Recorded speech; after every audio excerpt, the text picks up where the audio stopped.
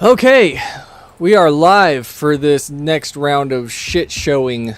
Yeah, I don't even know if I'm looking forward to this or not. Yeah, I don't know. But before this goes on, I need to double check my settings here, because the last thing I need is for me to start doing this, and then it's like, oh, we can't hear you. Well, now I'm gonna find out. Okay, good. So I'm good. I can hear myself on the stream playback. And let me go ahead and share this. Before that happens, I want to show something, because the debate's at 8 o'clock my time, 8 o'clock Central. So we've got about 13 minutes to talk about some other things. And so for those that don't know, a bunch of shit popped off today, right? We had the longshoremen go on strike for the entire East Coast, which is a whole mess in itself. We can talk about that, but that's kind of low on the totem pole, even though it is a very serious thing that's happening. The other thing is, of course, Hurricane Helene, or Helen, or however you say it, went up through Florida, up and through Georgia, North Carolina, hit Tennessee, all these states over on the east that were, I know especially North Carolina and like in the Appalachians, the entire towns were wiped out. So that's something else that's going on right now. Then we have, let's see, we got the longshoremen, we got the hurricanes, we've got Israel and Iran, which I really don't want to go into that, but I feel like I need to make some things clear on my position of the whole Israel-Iran debacle, just to sort of clarify things. So I have never been pro-war, right? I am pro-retaliation if there is an aggressor and, something is done in return. But I am not like these fucking boomer neocons that are constantly screaming for war, like Lindsey Graham, right? So today, of course, Iran struck Israel with, I think this is something like 200 cruise missiles, and the first person that you see out the gate is Lindsey Graham saying, oh, we need Americans there, boots on the ground, we need to go attack all their oil, this, that, and the other. No, you motherfucker, we don't need to do that. No. And I have been fairly pro-Israel, right? I believe Israel has a right to defend itself as a country. I know that a lot of these surrounding countries are harboring people that might be considered terrorists to us, but they also have normal people, right? So you can't just claim that Iran is full of terrorists, as some people like to do. Iran has a, whether you want to call it a theocracy or a dictatorship or theocratic dictatorship, whatever. The fact of the matter is that there are people in Iran that don't like the way things are, but they have to live under it, right? You could say the same thing for Lebanon. You could say the same thing for Palestine. You could say the same thing for Yemen. You could say the same thing for a lot of these Middle Eastern countries. But it becomes a problem because in terms of Lebanon, you have Hezbollah being sheltered there. In terms of Palestine, you have Hamas. And then you have the entirety of Iran and its military, right, that hate Israel. But after Israel's airstrikes on Lebanon, where they basically neutered Hezbollah, right, by taking out leadership, and along with a couple of the other surgical strikes that they were doing to kill leadership, I kind of draw the line at Israel amassing tanks at the border and then saying, okay, now we're going to invade Lebanon, right?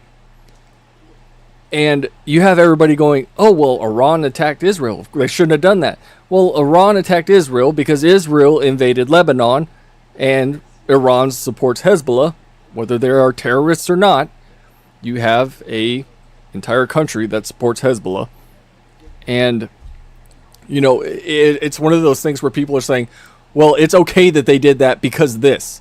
So this thing happened, they did this, therefore it's okay that Israel did this. That's the line of thinking, right? And I don't like that Because, for starters, anytime any country invades anywhere, then the rest of the world is going to react, right? And in this case, Israel is our ally, right? Like it or not, Israel is our ally. There are some people that like it. There are some people that don't. I believe this was from I think this was from Iran. This footage of the cruise missiles being launched. And there was also footage out of Jordan, because Jordan is in between Israel and in Iran, of these cruise missiles flying overhead. In fact, I think Jordan even shot down some of the missiles because it violated their airspace, and they were like, "Fuck you, we don't want missiles flying over here." But you've got people making this surprised face of, "Oh, well, why would Iran do this?" Well, the reason Iran did it is because of what Israel is doing to Lebanon, right? And like it or not, that it's just a fact.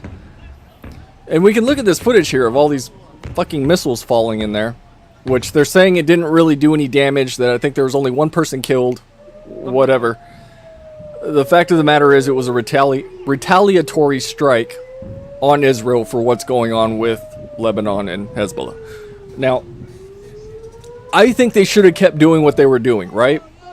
I think, and of course I'm not a global leader, right? I'm not in the government. I'm just giving my opinion here, like it or not. They could have kept going with the surgical strikes, right? So when they say, okay, we targeted this building to kill this person or these people, this is why we did it. These were bad people. Fuck you if you don't like it. I'm okay with that. However, I'm not okay with, all right, we're going to move into the country and we're going to start, going block by block in a neighboring country to figure out where the bad guys are hiding, which is essentially what they are doing, at least last I heard. So, again, I don't have a problem with Israel defending itself. I have a problem with the ramifications of Israel moving into a neighboring country, right? And you can argue that Palestine's not a country, right? Palestine was a territory inside of Israel, but that's not the argument I want to get into. Lebanon's a country. They invaded another country. That's what they did. Plain and simple. And I don't like how the first reaction to this news is all these rich-ass politicians saying, fuck it, we need to send Americans, we need to send money, we need to do this, we need to do that, and we need to do it right now because Israel did it. And because they attacked Israel. No, we don't. No, we don't. No, we don't.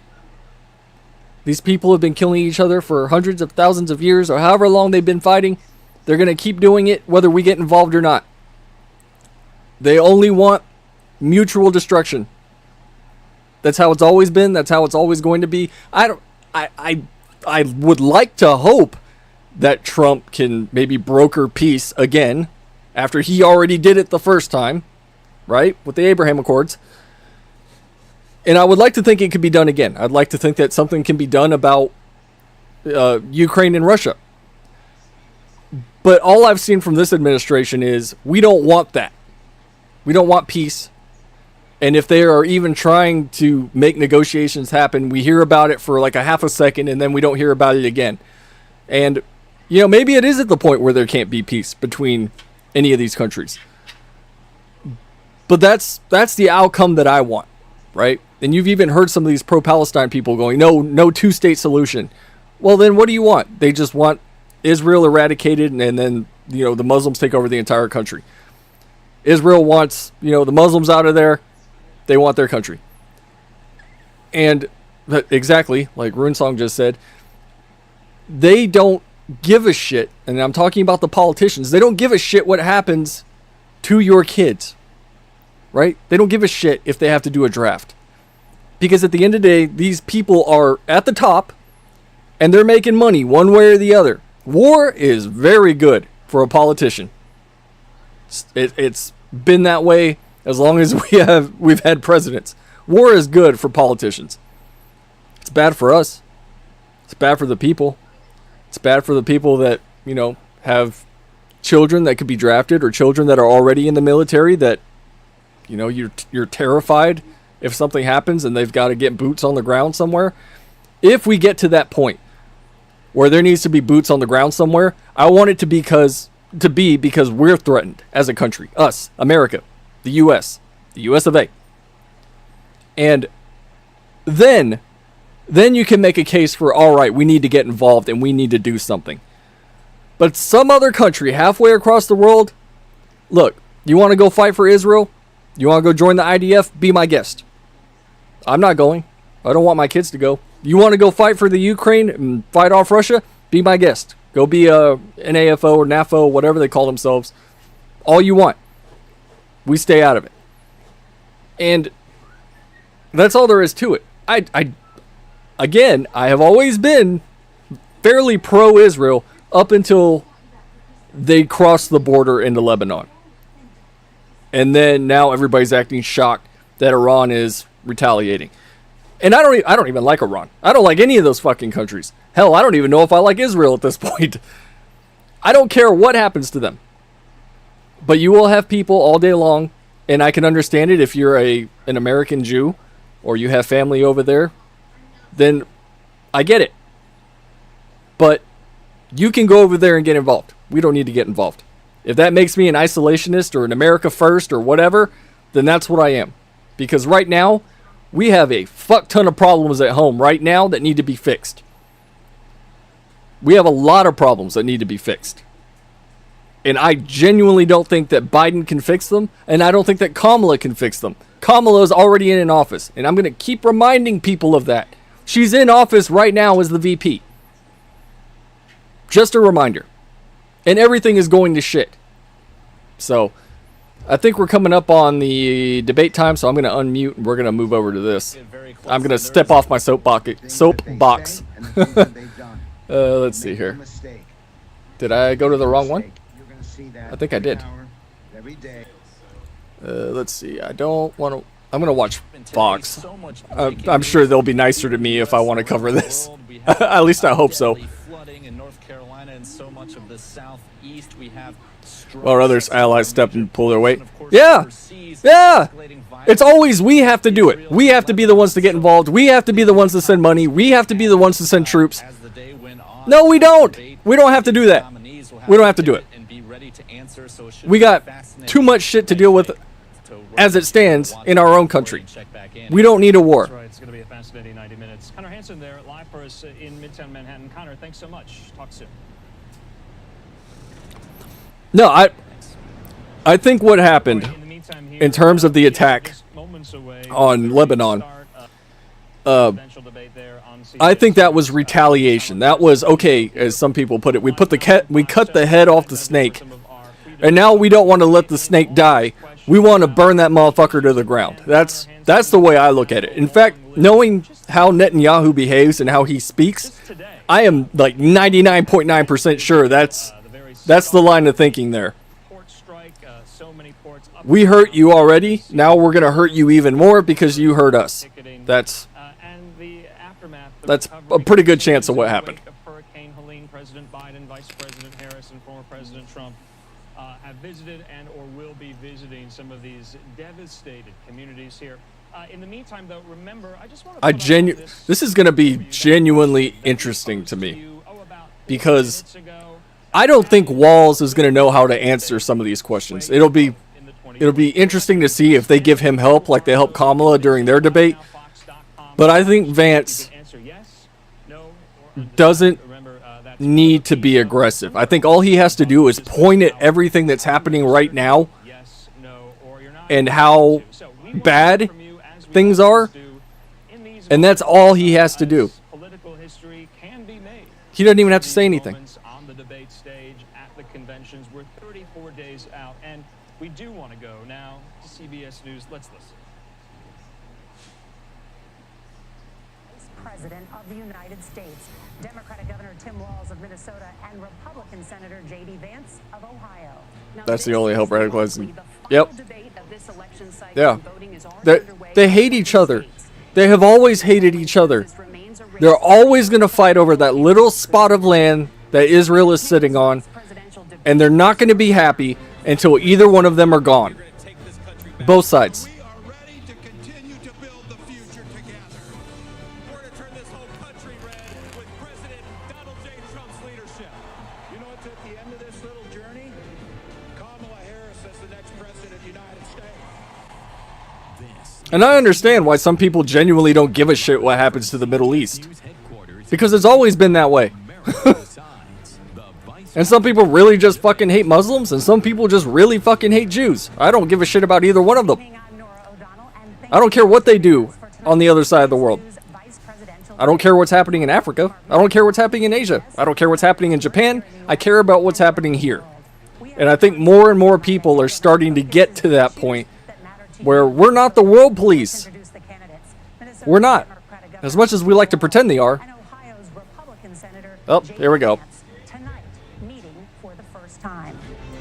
Let me turn this up a little bit. Hopefully I'm louder than this, but I don't want to be too loud. Hey, they shook hands. Thoughtful and civil debate. These are the rules that both campaigns Let's go. agreed to. Questions will be directed at one candidate who will have 2 minutes to respond. The other candidate will be allowed 2 minutes for rebuttal. Then each candidate will get another minute to make further points, with an additional 1 minute. This ought to be good. Discretion of the moderator. I have high hopes for this debate. The role of the moderators is to facilitate the debate between the candidates, enforce the rules, and provide the candidates with the opportunity to fact-check claims made by each other. CBS News reserves the right to mute the candidates' microphones to maintain decorum. We have not shared the questions or topics with the campaigns. The stage... I like how they have to say that right out the gate. Yeah, nobody knows what the questions are. Let's get started. Tonight, our country is facing several unfolding crises. The Middle East is on the brink of war. Americans are suffering from the catastrophic impact of Hurricane Helene. And now a labor strike as 25,000 dock workers from Maine to Texas are picketing. We're going to begin tonight with the Middle East. Margaret. Thank you, Nora. Earlier today, Iran launched its largest attack yet on Israel, but that attack failed, thanks to joint U.S. and Israeli defensive action. President Biden has deployed more than 40,000 U.S. military personnel and assets to that region over the past year to try to prevent a regional war. Iran is weakened. Yeah, prevent. But the U.S. still considers it the largest state sponsor of terrorism in the world, and it has drastically reduced the time it would take to develop a nuclear weapon. It is down now to 1 or 2 weeks' time. Governor Walz, if you were the final voice in the Situation Room, would you support or oppose a preemptive strike by Israel? Whoa. You have 2 minutes. Well, thank you, and thank you for those joining at home tonight. Let's keep in mind where this started. October 7th, Hamas terrorists massacred over 1,400 Israelis and took prisoners. Israel's ability to be able to defend itself is absolutely fundamental. Getting its hostages back, fundamental, and ending the humanitarian crisis in... Is he going to answer the question, though? But the expansion... Do you want to go to war? ...is an absolute fundamental necessity for the United States to have the steady leadership there. You saw it experienced today, where along with our Israeli partners and our coalition, able to stop the incoming attack. But what's fundamental here is that steady leadership is going to matter. It's clear, and the world saw it on that debate stage a few Yeah, he weeks ago. definitely looks uncomfortable. 80-year-old Donald Trump talking about crowd sizes is not what we need in this moment. But it's not just that. It's those that were closest to Donald Trump that understand how dangerous he is when the world is this dangerous. We weren't at war when he was president. Said that he was the most flawed human being he'd ever met. There were no wars. They were just shooting at each other like they've always been. His national security advisors said he should be nowhere near the White House. Now, the person closest... Because they want a war, fucking neocons. Donald Trump said he's unfit for the highest office. That was Senator Vance. What we've seen out of Vice President Harris is we've seen steady leadership. We've seen calmness that is able to draw on the coalitions to bring them together. Understanding that our allies matter. When our allies see Donald Trump turn... He's not answering the question. It's just Trump bad. All right, do you want to go to war or not? When we start to see that type of fickleness around holding the coalitions together, we will stay committed. And as the Vice President said today We will protect our forces and our allied forces, and there will be consequences. Oh, Governor, so your time is up. Senator Vance, the same question. Would you support or oppose a preemptive... say Kamala's in power right now. Say it. You have 2 minutes. So, Margaret, I want to answer the question. First of all, thanks, Governor. Thanks to CBS for hosting the debate. And thanks, most importantly, to the American people who are watching this evening and caring enough about this country to pay attention to this vice presidential debate. I want to answer the question, but I want to actually give an introduction to myself a little bit because I recognize a lot of Americans don't know who either one of us are. I was raised in a working-class family. My mother had assistance for periods of her life. My grandmother required... There we go. At least, well, he said working class, not middle class. Me in part because my own mother struggled with addiction for a big chunk of my early life.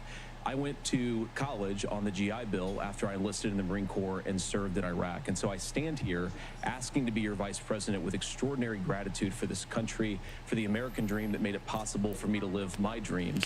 And most importantly, I know that a lot of you are worried about the chaos in the world and the feeling that the American dream is unattainable. I want to try to convince you tonight over the next 90 minutes that if we get better leadership in the White House, if we get Donald Trump back in the White House, the American dream is going to be attainable once again. Now, to answer this particular question, we have to remember that as much as Governor Walz just accused Donald Trump of being an agent of chaos, Donald Trump actually delivered stability in the world, and he did it by establishing effective deterrence. People were afraid of stepping out of line. Iran, which launched this attack, has received there you go. $100 billion Good. in unfrozen Get to the assets point. thanks to the Kamala Harris administration. What do they use that money for? They use it to buy weapons that they're now launching against our allies, and God forbid, potentially launching against the United States as well. Donald Trump recognized that for people to fear the United States, you needed peace through strength. They needed to recognize that if they got out of line, the United States global leadership would put stability and peace back in the world. Now, you asked about a preemptive strike, Margaret, and I want to answer the question. Look, it is up to Israel what they think they need to do to keep their country safe, and we should support our allies wherever they are when they're fighting the bad guys. Good. That's the right approach to take with the Israel question. Boom. Thank you. That's what I was saying. Good. I'm okay with that. Respond to any of the allegations? Well, look, Donald Trump was in office. We'll sometimes hear a revisionist history, but when Donald Trump was in office, it was Donald Trump who we had a coalition of nations that had boxed Iran's nuclear program in, the inability to advance it.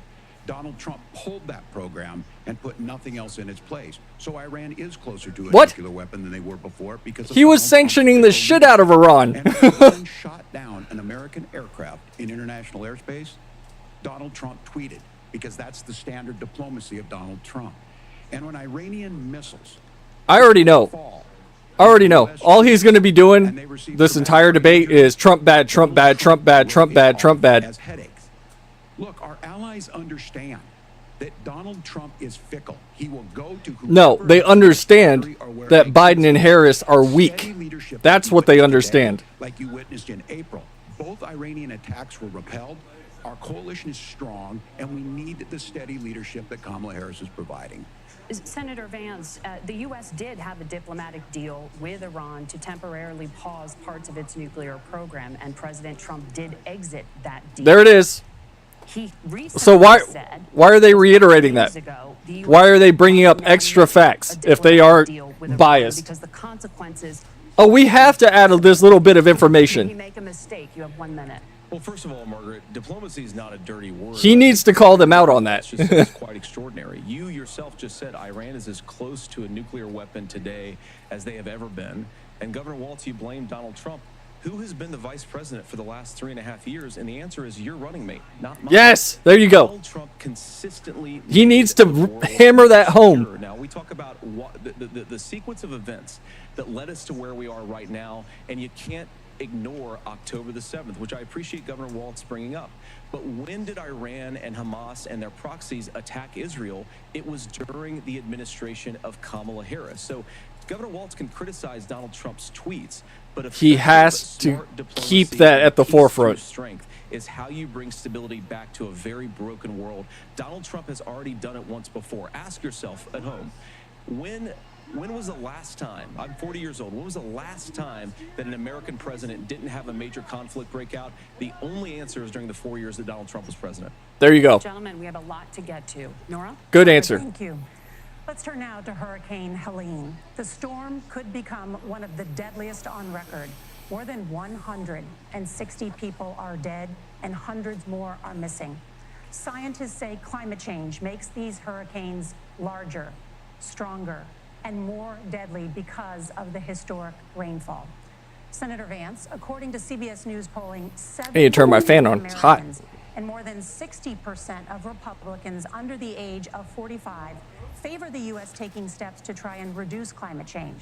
Senator, what responsibility would the Trump administration have to try and reduce the impact of climate change? I'll give you 2 minutes. Sure. So first of all, let's start with the hurricane, because it's an unbelievable, there we go. unspeakable human tragedy. I just saw today actually a photograph of two grandparents on. Yeah, he does kind of have that deer in the headlights look to him. Photograph ever taken of them, because the roof collapsed and those innocent people lost their lives. And I'm sure Governor Walz joins me in saying our hearts go out to those innocent people, our prayers go out to them, and we want as robust and aggressive as a federal response as we can get to save as many lives as possible, and then of course afterwards to help the people in those communities rebuild. I mean, these are communities that I love. And he's constantly taking notes. In Appalachia, all across the Southeast. They need their government to do their job, and I commit that when Donald Trump is president again, the government will put the citizens of this country first when they suffer from a disaster. Now, Nora, you asked about climate change. I think this is a very important issue. Look, a lot of people are justifiably worried about all these crazy weather patterns. I think it's important for us, first of all, to say Donald Trump and I support clean air, clean water. We want the environment to be cleaner and safer. But one of the things that I've noticed some of our Democratic friends talking a lot about is a concern about carbon emissions, this idea that carbon emissions drives all of the climate change. Well, let's just say that's true, just for the sake of argument, so we're not arguing about weird science. Let's just say that's true. Well, if you believe that, what would you want to do? The answer is that you'd want to reshore as much American manufacturing as possible, and you'd want to produce as much energy as possible in the United States of America, because we're the cleanest economy in the entire world. What have Kamala Harris's policies actually He's doing really good. More energy production in China, more manufacturing overseas. He's being straight to the point. He's being clear. He's being concise. The amount of carbon emissions they're doing per unit of economic output. So if we actually care about getting cleaner air and cleaner water, the best thing to do is to double down and invest in American workers and the American people. And unfortunately, Kamala Harris has done exactly the opposite. Governor Walz, you have 2 minutes to respond. Well, we got close to an agreement because all those things are happening. Look, first of all, it is a horrific tragedy with this hurricane, and my heart goes out to the folks that are down there in contact with the governors. I serve as co-chair of the Council of Governors as we work together on these emergency managements. Governors, no partisanship. They work together. So all of the governors and the emergency responders are on the ground. Those happen on the front end. The federal government comes in, makes sure they're there so that we recover, but we're still in that phase where we need to make sure that they're staying there, staying focused. Now, look, coming back to the climate change issue, there's no doubt this thing roared onto the scene faster and stronger than anything we've seen. Senator Vance has said that there's a climate problem in the past. Donald Trump called it a hoax and then joked that these things would make more beachfront property to be able to invest in. What we've seen out of the Harris administration now, the Biden-Harris administration, is we've seen this investment. We've seen massive investments, the biggest in global history that we've seen in the Inflation Reduction Act, has created jobs. 2000 in Jefferson. There's the Inflation Reduction Act. Technology that we invented and making it here. 200,000 jobs across the country. The largest solar manufacturing plant in North America sits in Minnesota. What do you think, Kitty? But my farmers know climate change is real. They've seen 500-year droughts, 500-year floods back to back. But what they're doing is adapting, and this has allowed them to tell me, look, I harvest corn, I harvest soybean, and I harvest wind. We are producing more natural gas and more oil at any time than we ever have. We're also producing more say hello? energy. So the solution for us is to continue to move forward, that climate change is real. Reducing our impact is absolutely critical, but this is not a false choice.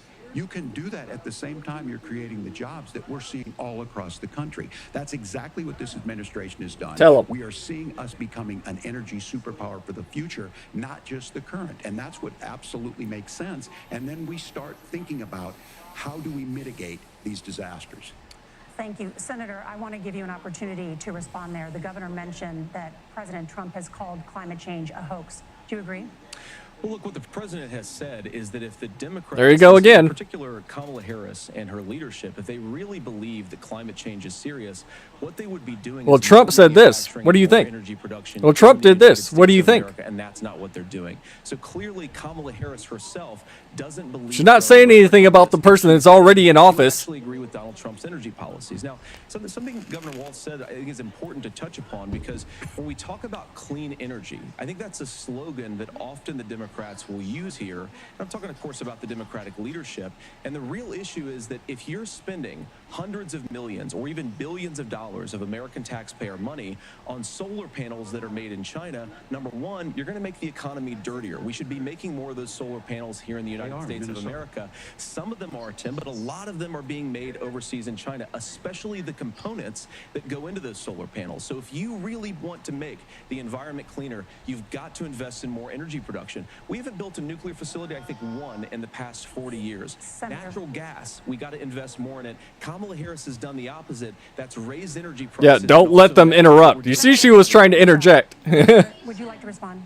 Well, look, we're producing more natural gas than we ever have. There's no moratorium on that. We're producing more oil. But the folks know, and like I said again, these are not liberal folks. These are not folks that are Green New Deal folks. These are farmers that have been drought one year, massive flooding the next year.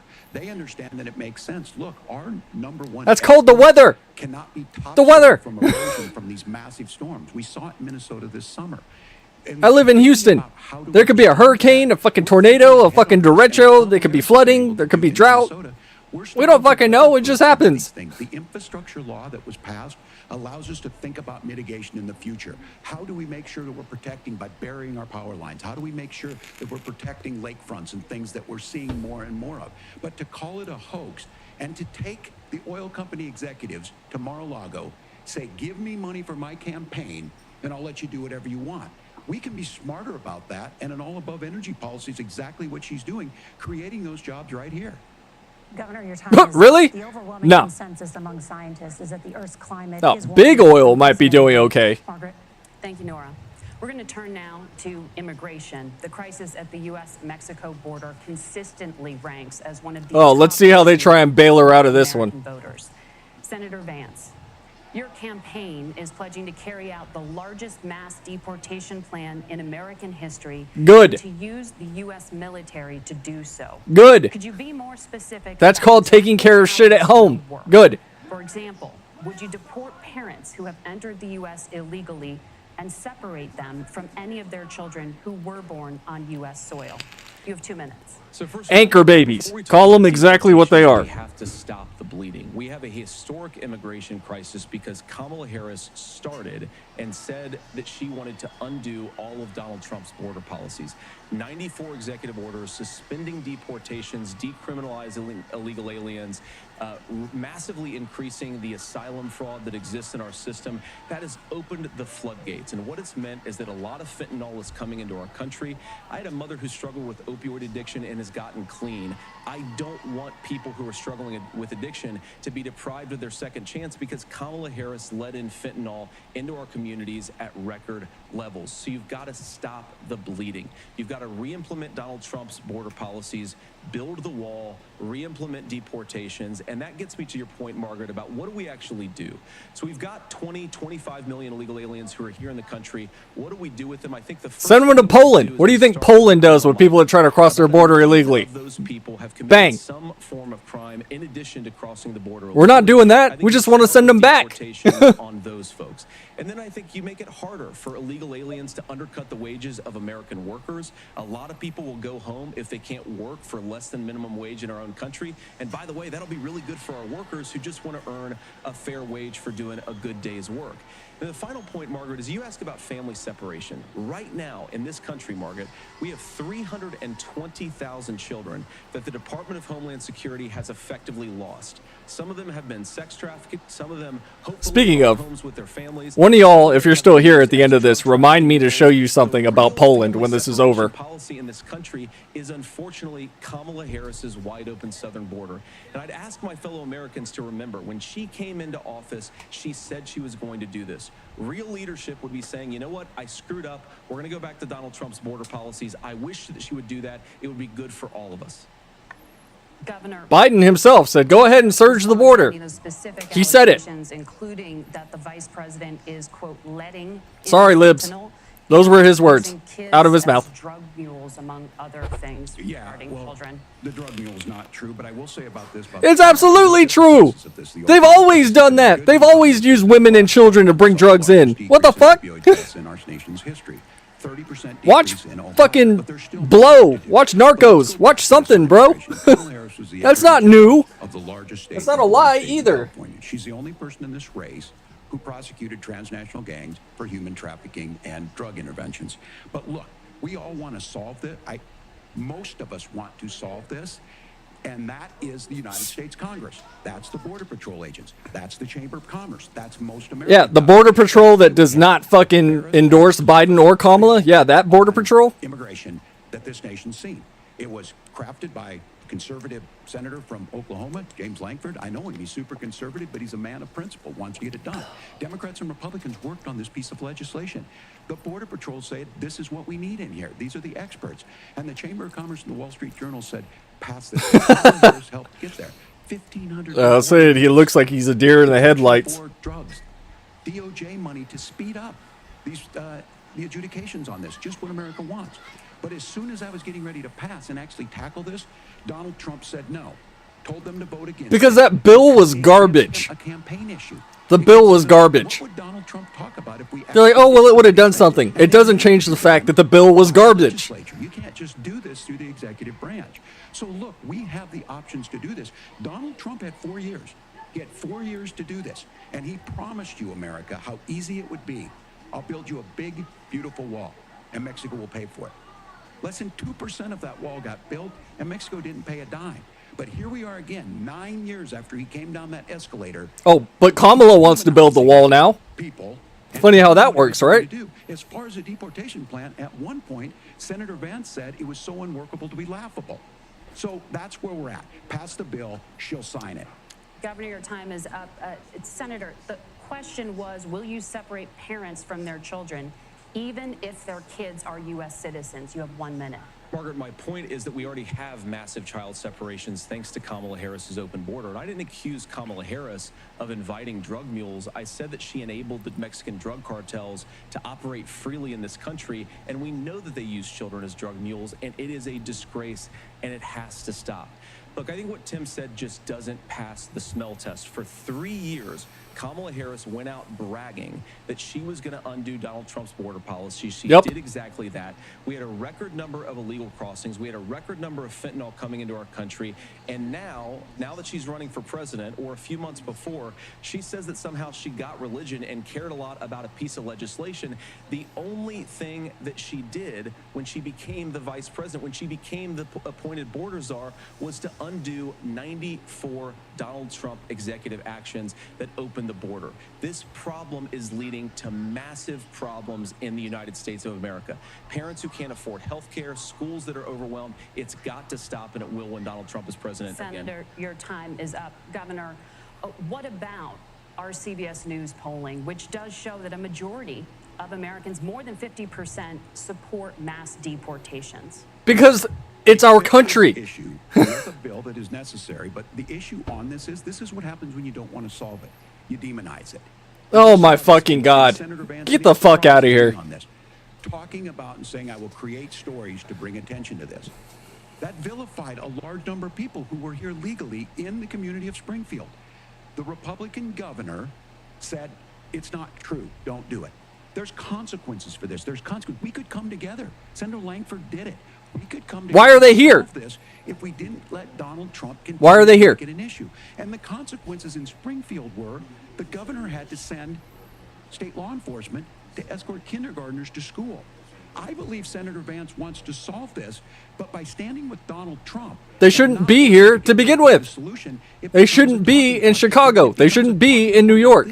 We dehumanize and villainize other human beings. They shouldn't be in Springfield. Governor, your time is up. Senator, I'll give you 1 minute, but let me just ask you the question first. The governor has made the point, and I think as a sitting lawmaker, you know that Congress controls the purse strings and any funding.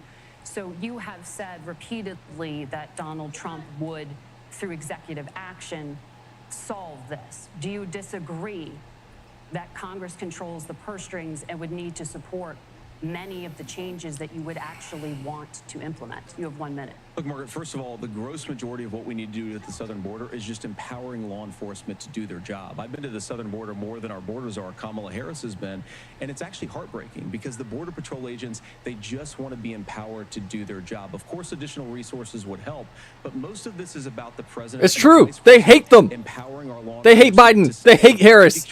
They keep saying it. You've got to stay in Mexico. You've got to go back through proper channels.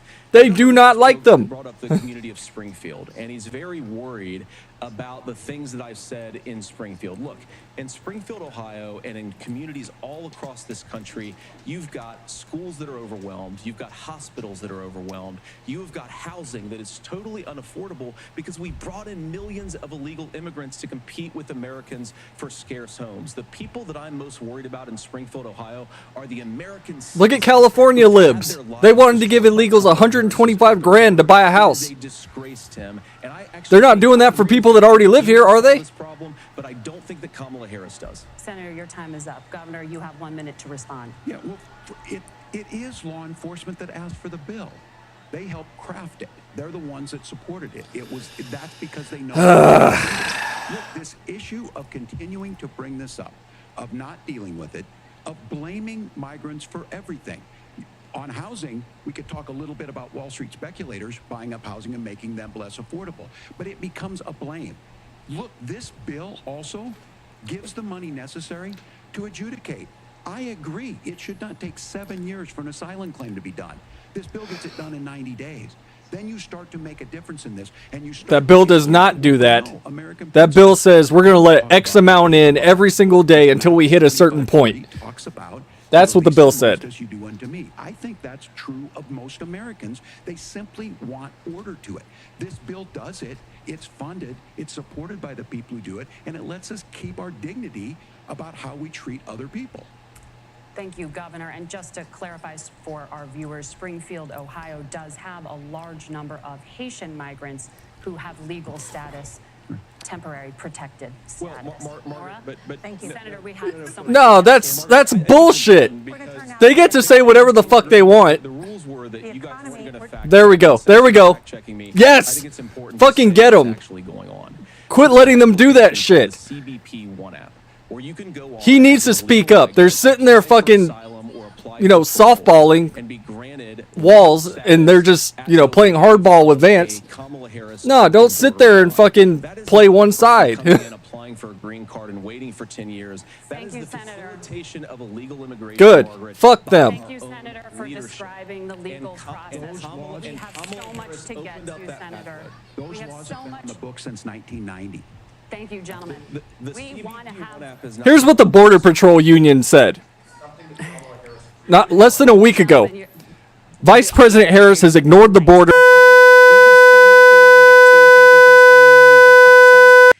Nora. Thank you, Margaret. The economy is a top concern for voters. Each of your campaigns That's the Border Patrol Union plan, so saying that let's talk about shit. the specifics. Governor Walz, Vice President Harris unveiled a The fucking CBS wants to sit here and play fucking semantics. Housing and a renewed child tax credit. The Wharton School says your proposal. He's bullying the female moderators. Good, fuck 'em. $1.2 trillion. They've been doing it from the start. That shit needs to stop. Journalists used to be impartial. Yeah, thank you. Now they're not. Kamala Harris and I do believe in the middle class because that's where we come from. We both Oh, yeah, grew up in that we know. understanding. She said it, Those of you out or there she that says it deny every you single bring all this time, stuff back. even when it's not even It's applicable. healthy. That's what this is supposed to happen. You should be listening. This shit is so fucking infuriating. The bold forward plan that Kamala Harris put out there is talking about this housing issue.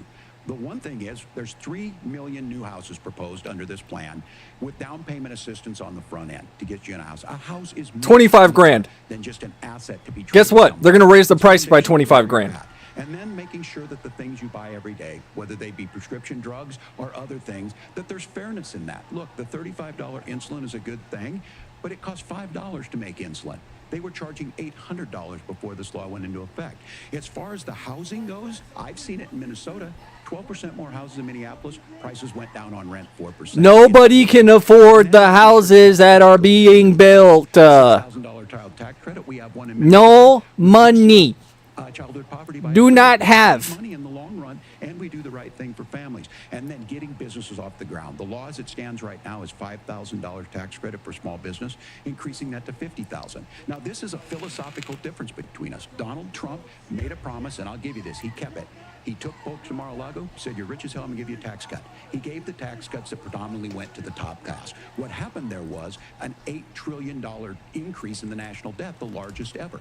Now he's proposing a 20% consumption or sales tax on everything we bring in. But you keep more in your pocket. It would increase inflation. I'm fine with that. Actually lead to a recession. Look, this is simple for you. Where are we going? Kamala Harris has said to do the things she wants to do. We'll just ask the wealthiest to pay their fair share. When you do that, our system works best. More people are participating in it, and folks have the things that they always point, oh, we want to take money from the wealthy. We need money from the wealthy. We need to tax the wealthy. Okay, but how are you going to fix things? You're already taxing the wealthy. My question is the same for you. How do you pay for all that without ballooning the deficit? I'll give you 2 minutes. Well, first of all, you're going to hear a lot from Tim Walz this evening, and you just heard it in the answer. A lot of what Kamala Harris proposes. Let's see if they keep their mouths shut, if they're going to keep trying to fact check. It even sounds pretty good. Here's what you won't hear, is that Kamala Harris has already done it. Because she's been the vice president for 3.5 years. She had the opportunity to enact all of these great policies, and what she's actually done instead is drop 20% fixed tax is way better than... Yeah. 5%. Look, if I'm keeping way more of my paycheck and I'm paying $5, $10 extra on some extra shit because there's tariffs, I don't give a fuck about that $5 or $10 because I still have extra money left over. For how to address middle-class problems, then she ought to do them now. Not when asking for a promotion, but in the job the American people gave her 3.5 years ago. And the fact that she isn't tells you a lot about how much you can trust her actual plans. Now, what plans? Trump's economic plan is not just a plan, but it's also a record. A lot of those same economists attack Donald Trump's plans, and they have PhDs, but they don't have common sense, and they don't have wisdom. Because Donald Trump's economic policies delivered the highest take-home pay in a generation in this country, 1.5% inflation, and to boot, peace and security all over the world. So when people say that Donald Trump's economic plan doesn't make sense, I say look at the record. He delivered rising take-home pay for American workers. I had more money under Trump. Tim admirably just saying that they want to undo the Trump tax cuts. But if you look at what was so different about Donald Trump's tax cuts, even from previous Republican tax cut plans, is that a lot of those resources went to giving more take-home pay to middle-class and working-class Americans. It was passed in 2017, and you saw an American economic boom unlike we've seen in a generation in this country. That is a record that I'm proud to Not to mention my bonuses were bigger under Trump. Common sense wisdom. So I missed that. Forward to live the American dream again. I know a lot of you are struggling. I know a lot of you are worried about paying the bills. It's going to stop when Donald Trump brings back common sense to this country. Governor, do you want to respond to that? What has Kamala Harris done for the middle class? Yeah, well, Kamala Harris's day one was Donald Trump's failure on COVID that led to the collapse of our economy. We were already no. Nobody believes that shit anymore. As much as they want to keep repeating it. It's a Great Depression. 9 million jobs closed. More Democrats wanted shit completely shut the fuck down. Now, you made a question about experts said this. I've made a note of this. Economists can't be trusted. Science can't be trusted. National security folks can't be trusted. Look, if you're going to be president, you don't have all the answers. Donald Trump believes he does. My pro tip of the day is this. If you need heart surgery, listen to the people at the Mayo Clinic in Rochester, Minnesota, not Donald Trump. And the same thing goes with this. And I ask you out there, teachers, nurses, truck drivers, or whatever, how is it fair that you're paying your taxes every year and Donald Trump hasn't paid any federal tax in the last 15 years? The last year as president. That's what's wrong with the system. There's a way around it, and he's bragged about that. We're just asking for fairness in it, and that's all you want. You have a minute. Governor, you say trust the experts. But those same experts for 40 years said that if we shipped our manufacturing base off to China, we'd get cheaper goods. They lied about that. They said if we shipped our industrial base off to other countries, to Mexico and elsewhere, it would make the middle class stronger. They were wrong about that. They were wrong about the idea that if we made America less self-reliant, less productive in our own nation, that it would somehow make us better off, and they were wrong about it. And for the first time in a generation, Donald Trump had the wisdom and the courage to say to that bipartisan consensus, we're not doing it anymore. We're bringing American manufacturing back. We're unleashing American energy. We're going to make more of our own stuff. And this isn't just an economic issue. I mean, I've got 3 beautiful little kids at home, 7, 4, and 2, and I love them very much, and I hope they're in bed right now. But look, so many of the drugs, the pharmaceuticals that we put in the bodies of our children are manufactured by nations that hate us. This has to stop, and we're not going to stop it by listening to experts. We're going to stop it by listening to common sense wisdom, which is what Donald Trump governed on. Senator, your time is up. Governor Walz, can you address that? I mean, voters say they trust Donald Trump on the economy more. Why? If you're listening tonight and you want billionaires to get tax cuts, you heard what the numbers were. Look, I'm a union guy on this. Oh, there it is. Good. Now talk about the longshoremen. Understand that, look, we produce soybeans and corn. We need to ask why the longshoreman president is making $1 million a year. Me on this is Donald Trump was the guy who created the largest trade deficit in American history with China. So the rhetoric is good. Much of what the senator said right there. Ask why they're willing to shut the country down for, well over 150 grand a year. But we had people undercutting the right to collectively bargain. We had right to work states made it more difficult. We had companies that were willing to ship it over, and we saw people profit. Folks that are venture capital in some cases, putting money into companies that were overseas.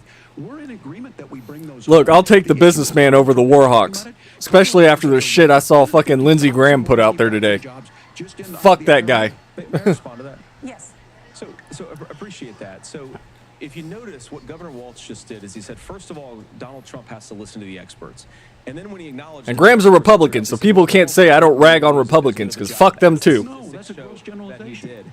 So what Tim Walz is doing, and I honestly, Tim, I think you got a tough job here, because you've got to play whack-a-mole. You've got to pretend that Donald Trump didn't deliver rising take-home pay, which of course he did. You've got to pretend that Donald Trump didn't deliver lower inflation, which of course he did. And then you simultaneously got to defend Kamala Harris's atrocious economic record, which has made gas, groceries, and housing unaffordable for American citizens. I was raised by he has to get under his skin. Debt so that she could put food on the table in our household.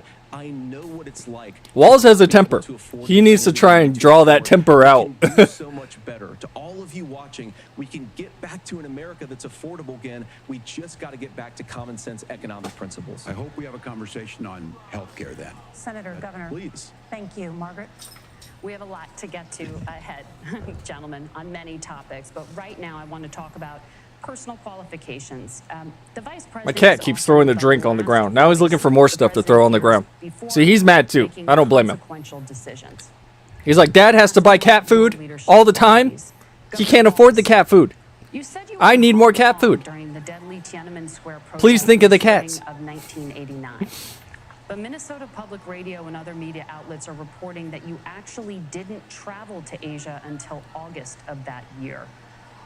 Can you explain that discrepancy? Well, and to the folks out there who didn't get at the top of this, look, I grew up in small rural Nebraska, town of 400, town that you rode your bike with your buddies till the streetlights come on, and I'm proud of that service. I joined the National Guard at 17, worked on family farms, and then I used the GI Bill to become a teacher, passionate about it, a young teacher. My first year out, I got the opportunity in the summer of '89 to travel to China. 35 years ago, be able to do that. I came back home and then started a program to take young people there. We would take basketball teams, we would take baseball teams, we would take dancers, and we would go back and forth to China. The issue for that was to try and learn. Now look, my community knows who I am. They saw where I was at. Look, I will be the first to tell you, I have poured my heart into my community. I've tried to do the best I can, but I've not been perfect. Just like when he let Minnesota burn during the BLM riots. Those same people. He poured it into his community, all right. He poured gasoline on that bitch. Congress, those bipartisan people working on things like farm bills that we got done, working on veterans benefits. And then the people of Minnesota were able to elect me to governor twice. So look, my commitment has been from the beginning to make sure that I'm there for the people, to make sure that I get this right. I will say more than anything. Many times I will talk a lot. I will get caught up in the rhetoric. But being there the impact it I can made, see Vance the wants difference to it made in my say life. I learned a lot something about snippy, China. and he's not doing it, which is good. He needs to keep his mouth shut. That Donald Trump should have come on one of those trips with us. I guarantee you he wouldn't be praising Xi Jinping about COVID. And I guarantee you he wouldn't start a trade war that he ends up losing. So this is about trying to understand the world. It's about trying to do the best you can for your community. And then it's putting yourself out there and letting your folks understand what it is. My commitment, whether it be through teaching, which I was good at, or whether it was being a good soldier or was being a good member of Congress, those are the things that I think are the values that people care about. Governor, just to follow up on that, the question was, can you explain the discrepancy? All I said on this was I got there that summer and missed on this. So I will just... I was waiting. I've said. So I was in Hong Kong and China during the democracy protests went in. And from that, I learned a lot of what needed to be in governance. Thank you, Governor. Senator Vance, in 2016, you called your running mate Donald Trump unfit for the nation's highest office. And I'll read it after this. America's Hitler. I know you've been asked many times, and you've said you regret those comments and explained you then voted for Donald Trump in 2020. But the Washington Post reported new messages last week in which you also disparaged Trump's economic record while he was president, writing to someone in 2020, quote, Trump thoroughly failed to deliver his economic populism. You're now his running mate, and you've shifted many of your policy stances to align with his. If you become vice president, why should Americans trust that you will give Donald Trump the advice he needs to hear and not just the advice he wants to hear? You have 2 minutes.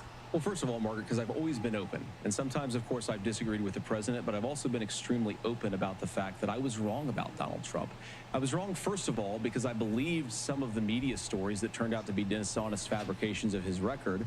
But most importantly, Donald Trump delivered there you go. to the American Blame the media. Rising wages, rising take-home pay, an economy that worked for normal Americans, a secure southern border, a lot of things, frankly, that I didn't think he'd be able to deliver on. And yeah, when you screw up, when you misspeak, when you get something wrong and you change your mind, you ought to be honest with the American people about it. It's one of the reasons, Margaret, why Vance is Walz is constantly like writing shit down, scribbling notes. Vance hasn't fucking moved. You pointed out the messages from he was ready. I've been extremely consistent that I think there were a lot of things that we could have done better in the Trump administration in the first round if Congress was doing its job. I strongly believe, and I've been a United States Senator, that Congress is not just a high-class debating society. It's not just a forum for senators and congressmen to whine about problems. It's a forum to govern. So there were a lot of things on the border, on tariffs, for example, where I think that we could have done so much more if the Republican Congress and the Democrats in Congress had been a little bit better about how they govern the country. They were so obsessed with impeaching Donald Trump, they couldn't actually govern. And I want to talk about this tariff issue in particular, Margaret, because Tim just accused this of being a national sales tax. Look, the one thing, and you're probably surprised to hear me praising Joe Biden, but the one thing that Joe Biden did is he continued some of the Trump tariffs that protected American manufacturing jobs. And it's the one issue, the most pro-worker part of the Biden administration, it's the one issue where Kamala Harris has run away from Joe Biden's record.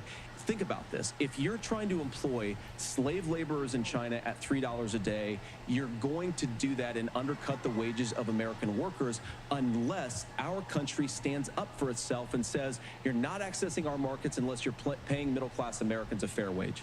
Senator, your time is good answer. Nora? Thank you. Now to the issue of reproductive rights. Oh, God. Governor Walz, after Roe versus Wade was overturned, you signed a bill. So the Border Patrol just put on X. The border experts want real Donald Trump to be president so that the border can be secured without compromise. Only the drug cartels and Democrats want an open border. That's what Border Czar Harris has given them and will continue to do in the future. That's from 12 minutes ago from the Border Patrol Union. I'll give you 2 minutes. That's not what the bill says, but Don't believe me? This Right, where is it? what's on everyone's Or y'all can see it. There you go. There. Not lying. into motion. That's what they said. Bragged about how great it was that he put the judges in and overturned Roe versus Wade. 52 years of personal autonomy. And then he tells us, oh, we'll send it to the states. It's a beautiful thing. Amanda Zaworski would disagree with you on it's a beautiful thing. A young bride in Texas waiting for their child at 18 weeks. She has a complication, a tear in the membrane. She needs to go in. The medical care at that point needs to be decided by the doctor. And that would have been an abortion. But in Texas, that would have put them in legal jeopardy. She went home, got sepsis, nearly dies, and now she may have difficulty having children. Or in Kentucky, Hadley Duvall, a 12-year-old child, raped and impregnated by her stepfather. Those are horrific. Now, when God asked about that, Senator Vance said, 2 wrongs don't make a right. There is no right in this. So in Minnesota, what we did was restore Roe versus Wade. We made sure that we put women in charge of their health care. But look, this is not where, if you don't know Amanda or a Hadley, you soon will. Their Project 2025 is going to have a registry. Oh, God. It's going to make it more difficult. There we go. I was waiting for him to bring it up. To get contraception and limit access, if not eliminate access to infertility treatments. For so many of you out there listening, me included, infertility treatments are why I have a child. That's nobody else's business, but those things are being proposed. And the catch-all on this is, well, the states will decide what's right for Texas might not be right for Washington. That's not how this works. That is how it works. That's exactly how it works. Maternal mortality skyrocket in Texas, outpacing many other countries in the world. This is about health. Yeah, from people that have moved here and want to change things and then get mad when it's not that way. Will you create a federal pregnancy monitoring agency? No, Nora, certainly we won't. And I want to talk about this issue because I know a lot of Americans care about it, and I know a lot of Americans don't agree with everything that I've ever said on this topic. And, you know, I grew up in a working-class family in a neighborhood where I knew a lot of young women who had unplanned pregnancies and decided to terminate those pregnancies because they feel like they didn't have any other options. And, you know, one of them is actually very dear to me. And I know she's watching tonight, and I love you. And she told me something a couple years ago that she felt like if she hadn't had that abortion, that it would have destroyed her life because she was in an abusive relationship.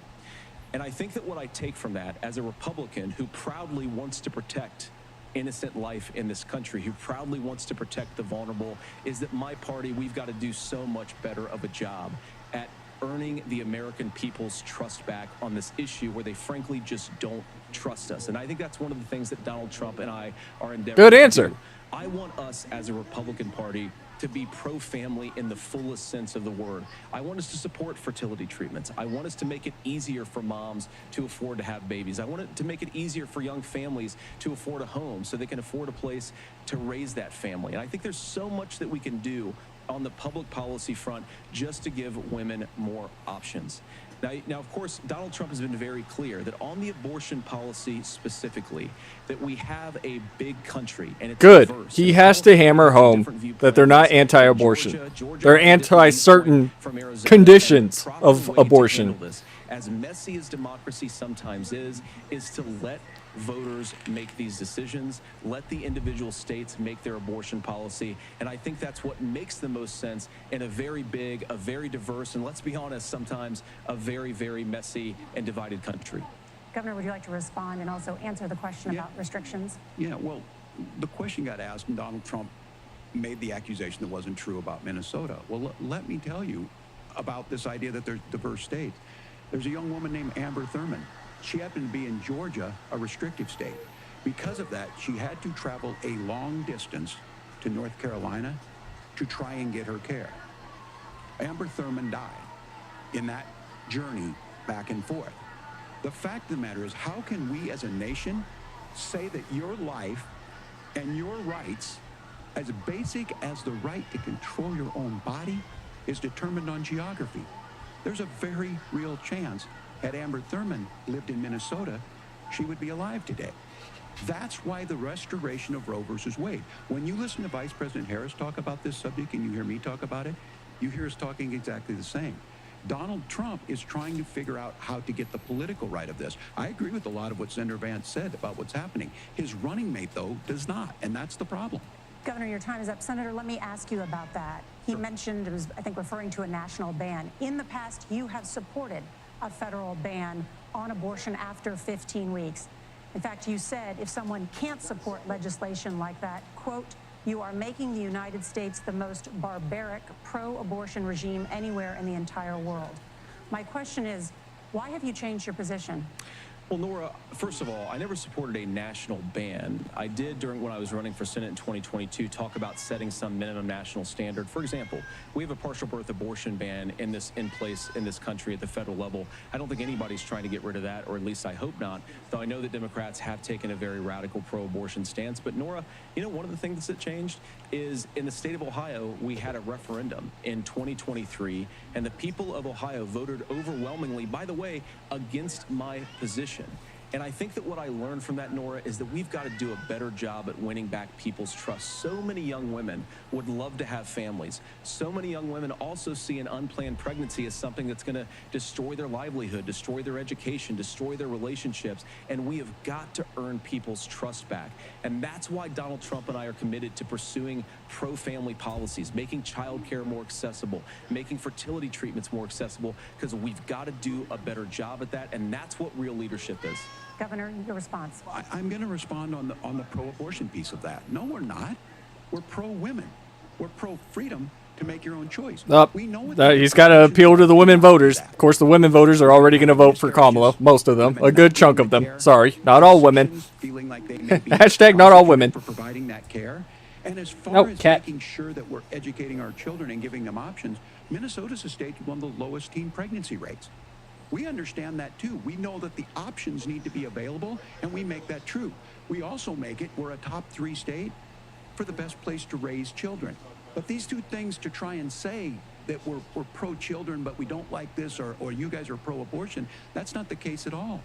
We are pro-freedoms for women to make their choices, and we're going, and Kamala Harris is making the case, to make options for children more affordable, a $6,000 child tax credit, but we're not here, free money, vote for me. Someone like Amber Thurman drive 600 miles to try and get health care. Senator? May I respond to that? First of all, Governor, I agree with you. Amber Thurman should still be alive, and there are a lot of people who should still be alive, and I certainly wish that she was. And maybe you're free to disagree with me on this and explain this to me, but as I read the Minnesota law that you signed into law, the statute that you signed into law, it says that a doctor who presides over an abortion where the baby survives, the doctor is under no obligation to provide life-saving care to a baby who survives a botched late-term abortion. That is, I think, whether you're pro-choice or pro-abortion, that is fundamentally barbaric. And that's why I use that word, Nora, is because some of what... So did he just lie? Force Catholic hospitals to perform... Somebody just lied. Either Vance had that ready because he was expecting the answer, to violate their freedom of conscience. We can be a big and diverse country where we respect people's freedom of conscience. Did he just lie and say, no, it's not that way because it actually it is? Governor, please respond. Look, this is one where there's always something there. This is a very simple proposition. These are women's decisions to make about their healthcare decisions, and the physicians who know best when they need to do this. Trying to distort the way a law is written to try and make a point, that's not it at all. What was I wrong about, Governor? Please tell me, what was I wrong about? That is not the way the law is written. Look, how was the law written then? I've given this advice on a lot of things. He's ignoring it. That's been misread, and it was fact-checked at the last debate. But the point on this is no, yeah, it was fact-checked is true. Try and tell women or to get involved. I use this line on this, just mind your own business on this. Things work best when Roe versus... When he said that there's no late-term abortions happening in the state, it was actually true. Increase us from making sure that once that child's born, like in Minnesota, they get meals, they get early childhood education, they get health care. So the hiding behind we're going to do all these other things when you're not proposing them in your budget. He didn't answer the question. He asked him, what's wrong about it? Well, what you said is wrong. I asked a specific question, Governor. You gave me a slogan as a response. It's not the case. It's not true. That's not what the law says. So okay. With President Trump. And it was true. We have to move on, and we're going to be right back with much more of the CBS News vice presidential debate in just a moment. They fact-checked it, and it was true. Notice that he dodged that question faster than Neo dodged bullets in the Matrix. He went full whoosh. He's like, nope, you're wrong. Okay, why am I wrong? Nope, you're wrong. Okay, why am I wrong? No, it's not. No. Oh, well, how? Tell me. Oh, well, they fact-checked. Yeah, they fact-checked it as true. You disingenuous fuck. Jesus fucking Christ. And I had to mute it because a lot of times they'll do this, like, whatever, like break music, right? And that shit's copyrighted. Just like the last debate, I got hit with a copyright strike for like 3 minutes worth of music that was playing whenever they took a break. So yeah, I'm just gonna mute it and y'all can listen to me talk. Sorry, not sorry. Yeah, I think Vance is doing extremely well in this debate. He's being very professional. He kept the fucking moderators from doing what they want to do, which is sit there and play sides. He's been answering every question. He's been focusing on the fact that Kamala is already in office. And just like right there, throw something back at Walz where Walz is like, you know? So he knows what he's doing. He's doing good. You know, I'm even seeing people outside of the hardcore vote blue no matter who people that don't give a shit who it is running. It could be fucking Ayatollah Khomeini running as a Democrat and they'd fucking vote for him. That are going, oh no, Walz is winning. Vance is doing so bad. I am scared that those people are allowed to vote. Just like I feel the same way about the same people that think that Trump can do no wrong, right? You need to be able to watch something like this and be like, yeah, that's a good answer, right? Nope, that's a bad answer. I don't care if they're Republican or Democrat or whoever. And I've said this, and people always get mad at me because, oh, you're voting for Trump, so you're MAGA. No, I'm going to vote for whoever I think is better for the country. It just so happens I think that Trump and Vance might be able to get us out of this fucking hole that we're in. And I don't think Kamala can do it. She can't do it right now. She's already there. So let's vote for 4 more years of the same shit and hope things get better, right? Is that what we're supposed to do? Because, you know, party allegiances? I've even said if they had done something that I could think of off the top of my head where I could give them credit and be like, yeah, they've done a great job, then I would do it. And I can't think of anything. Because all they talk about is fucking abortion. That is the first and foremost thing. Abortion, abortion, abortion, abortion, abortion. The DNC had a fucking abortion van in the parking lot. Abortion, abortion. Talk about something else, for fuck's sakes. Talk about policy. Talk about, I don't know, any sort of relief. They can't. They don't have answers. Kamala went on some fucking podcast the other day and they asked her straight up about the economy and she gives some bullshit answer that wasn't even an answer. They don't want to talk about policy. They don't want to do interviews. They don't want to be in the public. They want to fucking hide until the election happens. And they're hoping and praying that people are dumb enough to just vote for them, which people are. I mean, they're not wrong. They could say nothing the entire campaign and people will vote for them simply because they hate Trump's guts and would be more than willing to let this fucking country burn to the ground as long as Trump doesn't get back into office.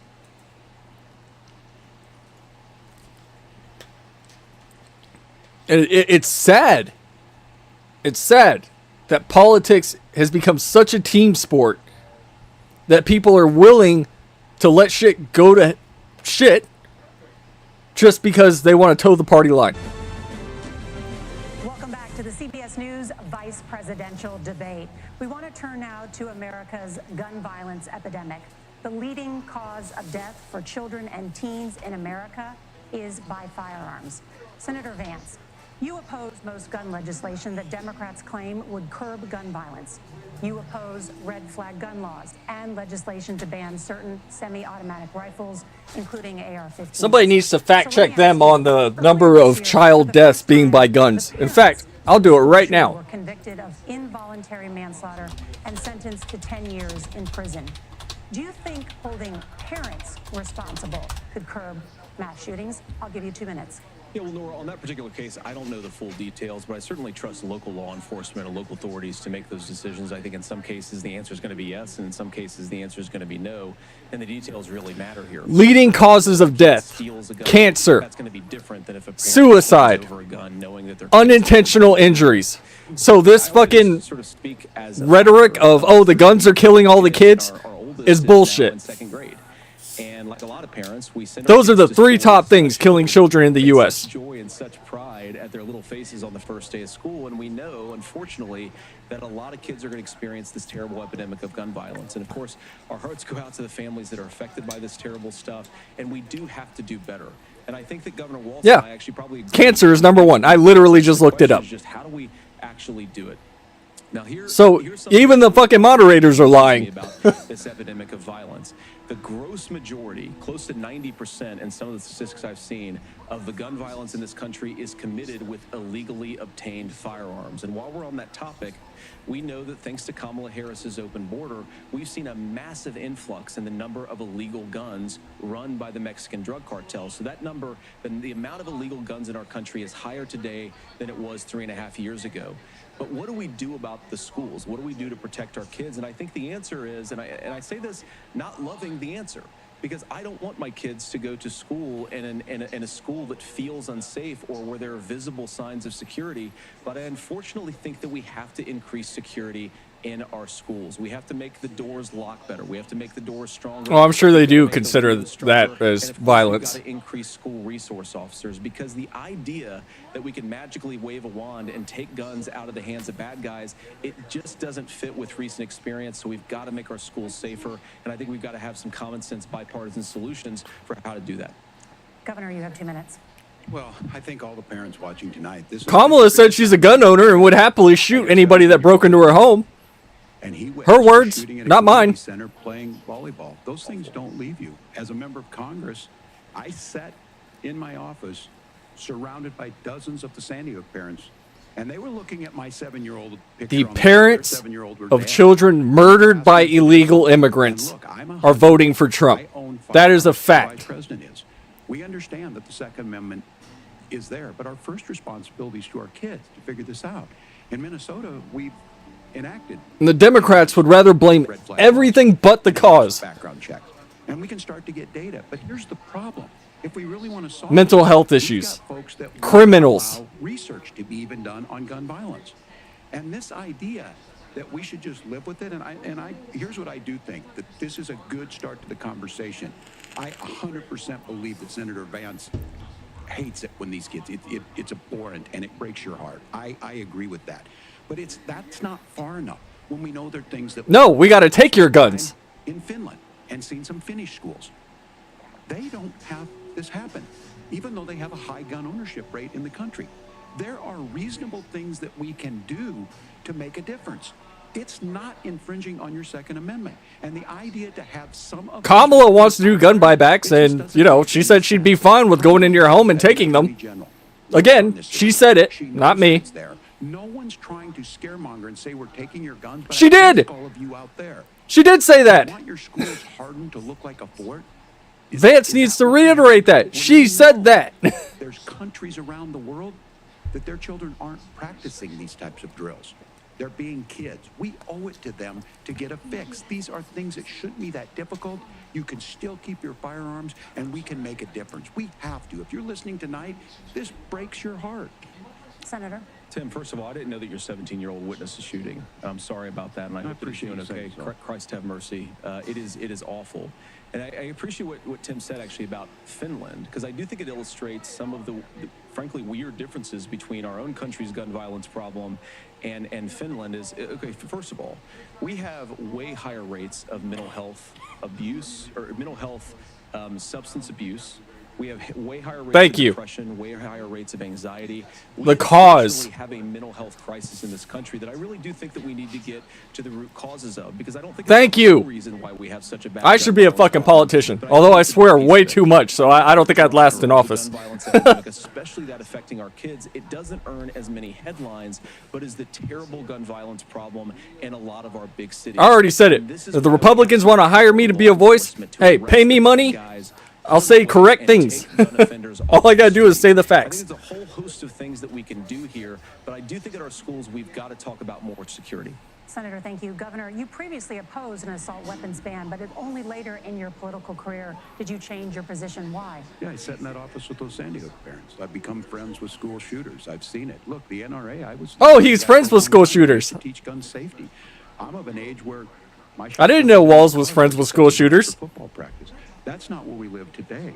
And several things I want to mention on this is talking about cities and where it's at, the number one where the most firearm deaths happen in Minnesota are rural suicides. And we have an epidemic of children getting guns and shooting themselves.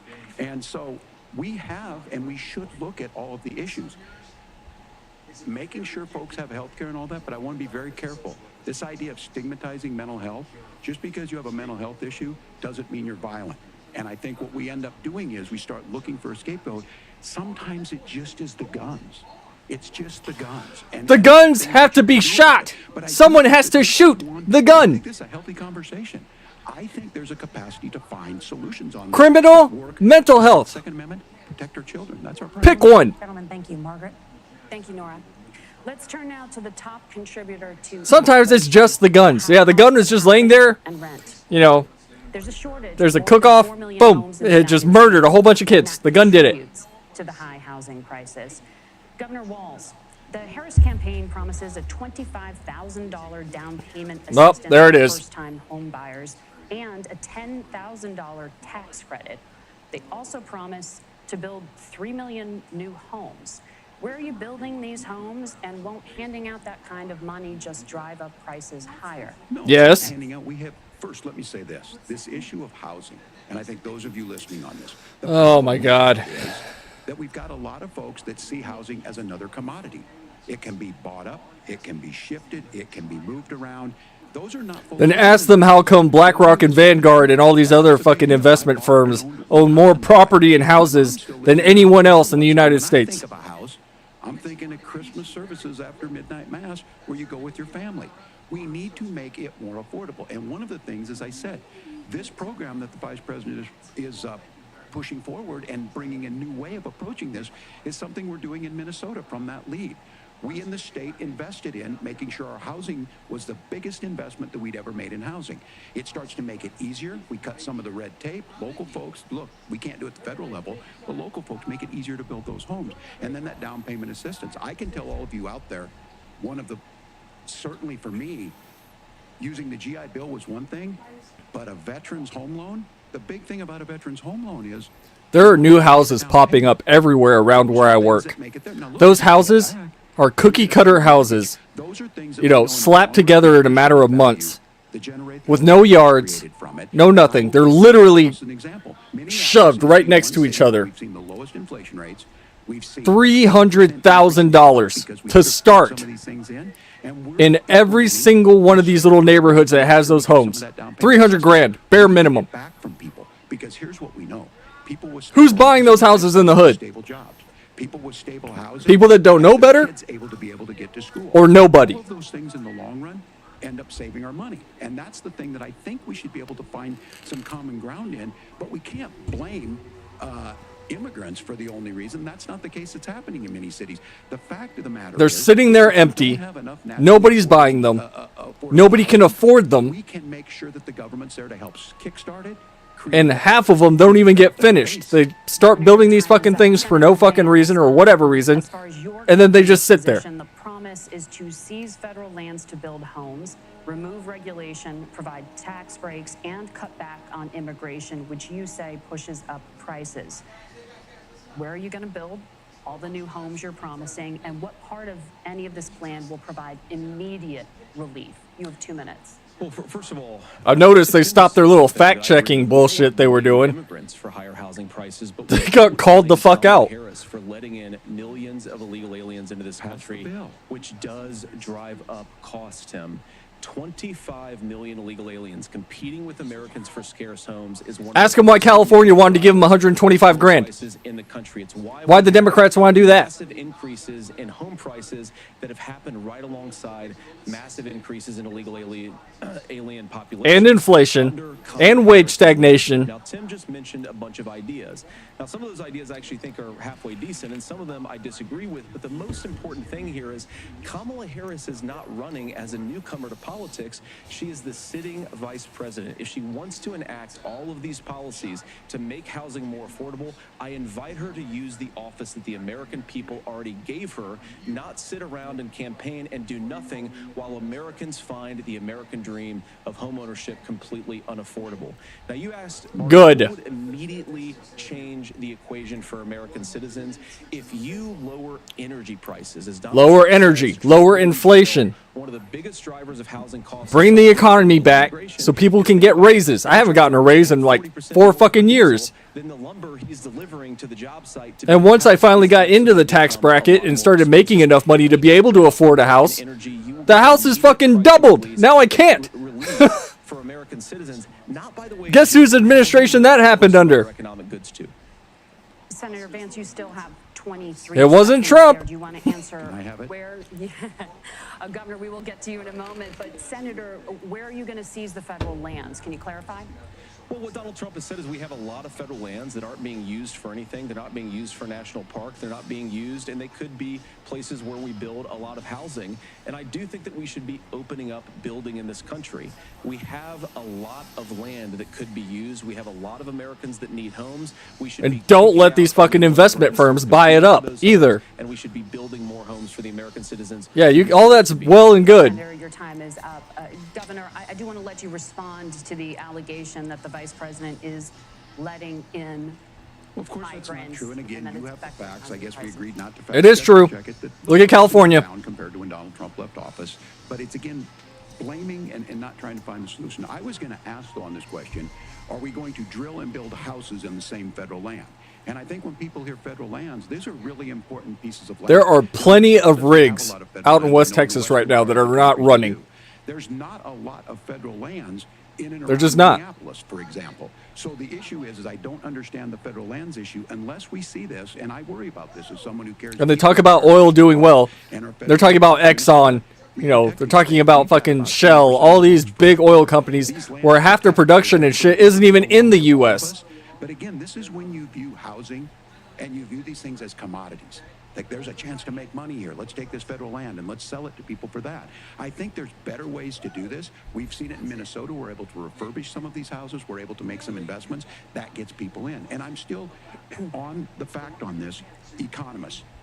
Senator Vance, you said you don't like the economists. Which economists are saying that it is immigrants that's adding to the cost? Governor, your time is up. But Senator, on that point, I'd like for you to clarify. There are many contributing factors to high housing costs. What evidence do you have that migrants are part of this problem? Well, there's a Federal Reserve study that we're happy to share after the debate. We'll put it up on social media, actually, that really drills down on the connection between increased levels of migration, especially illegal immigration, and higher housing prices. Now, of course, Margaret, that's not the entire driver of higher housing prices. It's also the regulatory regime of Kamala Harris. Look, we are a country of builders. We're a country of doers. We're a country of explorers.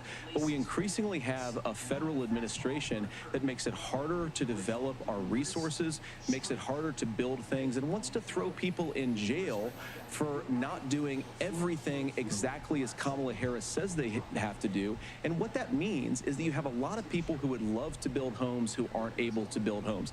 I actually agree with Tim Walz. We should get out of this idea of housing as a commodity. But the thing that has most turned housing into a commodity is giving it away to millions upon millions of people who have no legal right to be here. What are the federal regulations? I deal with this as a governor. You can very quickly reply. I'm sorry.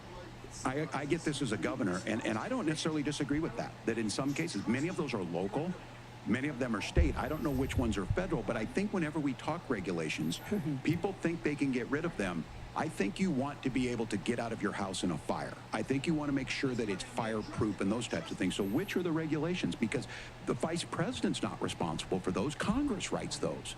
Governor, thank you. Gentlemen, we have a lot to get to. You're passionate about the housing detail. But Nora? Thank you. It's not a housing crisis. The housing is there. The houses are available. Even around here, you can buy a house. The prices are astronomical. In response, he said, If people can't afford the houses and people keep raising prices on the houses, then who is going to buy them? Then it becomes a crisis. Well, how do you solve that? put more money in the American people's pockets. There's your answer. No more crisis. Well, of course, we're going to cover Americans. People have money to buy a house. People will build fucking houses. There's plenty of home builders ready to go. I believe, you know, members of my family. They act like this is some sort of at least for the first time, fucking shortage that, you know, houses grow on trees and there's not enough water for the house trees to grow. I think it's very simple common sense. I think it's Tim Walz. Cause and effect. Years in Congress, you're not going to propose a 900-page bill standing on a debate stage. It would bore everybody to tears, and it wouldn't actually mean anything because part of this is the give and take of bipartisan negotiation. Now, when Donald Trump was actually president, and again, he has a record to be proud of, prescription drugs fell in 2018 for the first time in a very long time. Under Kamala Harris's leadership, prescription drugs are up about 7%. Under Donald Trump's entire 4 years, they were up about 1.5%. He introduced what is he writing down? Think about healthcare. You go into a hospital, you try to buy something, and nobody knows what it actually costs. That price transparency will actually give American consumers a little bit more choice and will also drive down costs. And we talked about, you know, the reinsurance regulations is what I was talking about. Look, Donald Trump has said that if we allow states to experiment a little bit on how to cover both the chronically ill but the non-chronically ill, it's not just a plan. He actually implemented some of these regulations when he was president of the United States. And I think you can make a really good argument that it salvaged Obamacare, which was doing disastrously until Donald Trump came along. And I think this is an important point about President Trump. Of course, you don't have to agree with everything that President Trump has ever said or ever done. But when Obamacare was crushing under the weight of its own regulatory burden and healthcare costs, Donald Trump could have destroyed the program. Instead, he worked in a bipartisan way to ensure that Americans had access to affordable care. It's not perfect, of course, and there's so much more that we can do, but I think that Donald Trump has earned the right to put in place some better health care policies. He's earned it because he did it successfully the first time. Governor? All right, here's where being an old guy gives you some history. I was there at the creation of the ACA. And the reason it was so important is I come from a major healthcare state, home of the Mayo Clinic, home to Medical Alley, 3M, Medtronic, all of those. We understand healthcare. It's why we're ranked first on affordability and accessibility and quality of healthcare. And so what I know is under Kamala Harris, more people are covered than they have before. And those of you listening, this is critical to you. Now, Donald Trump all of a sudden wants to go back and remember this. He ran on the first thing he was going to do on day one was to repeal Obamacare. On day one, he tried to sign an executive order to repeal the ACA. He signed on to a lawsuit to repeal the ACA, but lost at the Supreme Court. And he would have repealed the ACA had it not been for the courage of John McCain to save that bill. Now, fast forward, what that means to you is you lose your pre-existing conditions. If you're sitting at home and you got asthma, too bad. If you're a woman, probably not. Broke your foot during football, might kick you out. Your kids get kicked out when they're 26. Kamala Harris negotiated drug prices for the first time with Medicare. We have 10 drugs that will come online, the most common ones that'll be there. But look, this issue, and when Donald Trump said, I've got a concept of a plan, it cracked me up as a fourth grade teacher because my kids would have never given me that. But what Senator Vance just explained might be worse than a concept, because what he explained is pre-Obamacare. And I'll make this as simple as possible because I have done this for a long time. What they're saying is, if you're healthy, why should you be paying more? So what they're going to do is let insurance companies pick who they insure, because guess what happens? You pay your premium, it's not much. They figure they're not going to have to pay out to you. But those of you a little older, gray, you know, got cancer, you're going to get kicked out of it. That's why the system didn't work. Kamala Harris will protect and enhance the ACA. Governor, thank you. Senator, you have not yet explained how you would protect people with pre-existing conditions or laid out that plan. Well, look, we currently have laws and regulations in place right now that protect people with pre-existing conditions. We want to keep those regulations in place, but we also want to make the health insurance marketplace function a little bit better. Now, what Governor Walz just said is actually not true. A lot of what happened and the reason that Obamacare was crushing under its own weight is that a lot of young and healthy people were leaving the exchanges. Donald Trump actually helped address that problem, and he did so in a way that preserved people's access to coverage who had... When Obamacare came out, it was expensive as fuck. Something that these I didn't fucking do it. They make a lot of claims about if Donald Trump becomes president, all of these terrible consequences are going to ensue. But in reality, Donald Trump was president. Inflation was... It was stupid expensive. Fuck you. I'll take my chances. Democratic administration that was collapsing and would have collapsed absent his leadership. He did his job, which is govern in a bipartisan way and get results, not just complain about problems, but actually solve them. And I remember they were like, oh, we're going to penalize you if you don't sign up for it. Okay. It's higher now that we've seen it go up. Look, people are using it. The system works. And the question about this of young people or whatever, that's the individual mandate piece of this. And Republicans fought tooth and nail. But they're leaving that part out, that they wanted to force you to pay for Obamacare. I think the idea of making sure the risk pool is broad enough to cover everyone, that's the only way insurance works. When it doesn't, it collapses. You are asking pre-ACA where we get people out. Look, people know that they need to be on health care. People expect it to be there. And when we are able to make it, and we are making it this way, when we incentivize people to be in the market, when we help people who might not be able to afford it get there, and we make sure then when you get sick and old, it's there for you. Because I heard people say, well, I don't want to buy into Medicare or whatever. Good luck buying health care once you get past 70. So look, the ACA works. We can continue to do better. Kamala Harris did that. The way she made everything better was negotiating those 10 drugs on Medicare for the first time in American history. Thank you. Margaret? Can I address that? I apologize. We're out of time. We have a number of subjects to discuss. Margaret? Let's talk about families in America. There is a child care crisis in this country, and the United States is one of the very few developed countries in the world. I talk a lot of shit about CNN. That CNN debate was leagues better than this. That if Democrats win both the White House and These moderators fucking suck. Priority for you. How long should employers be required to pay workers Jesus Christ. when they are home taking care of their newborns? You have 2 minutes. Yeah, well, that's negotiable, and that's what Congress worked. But here's what the deal is.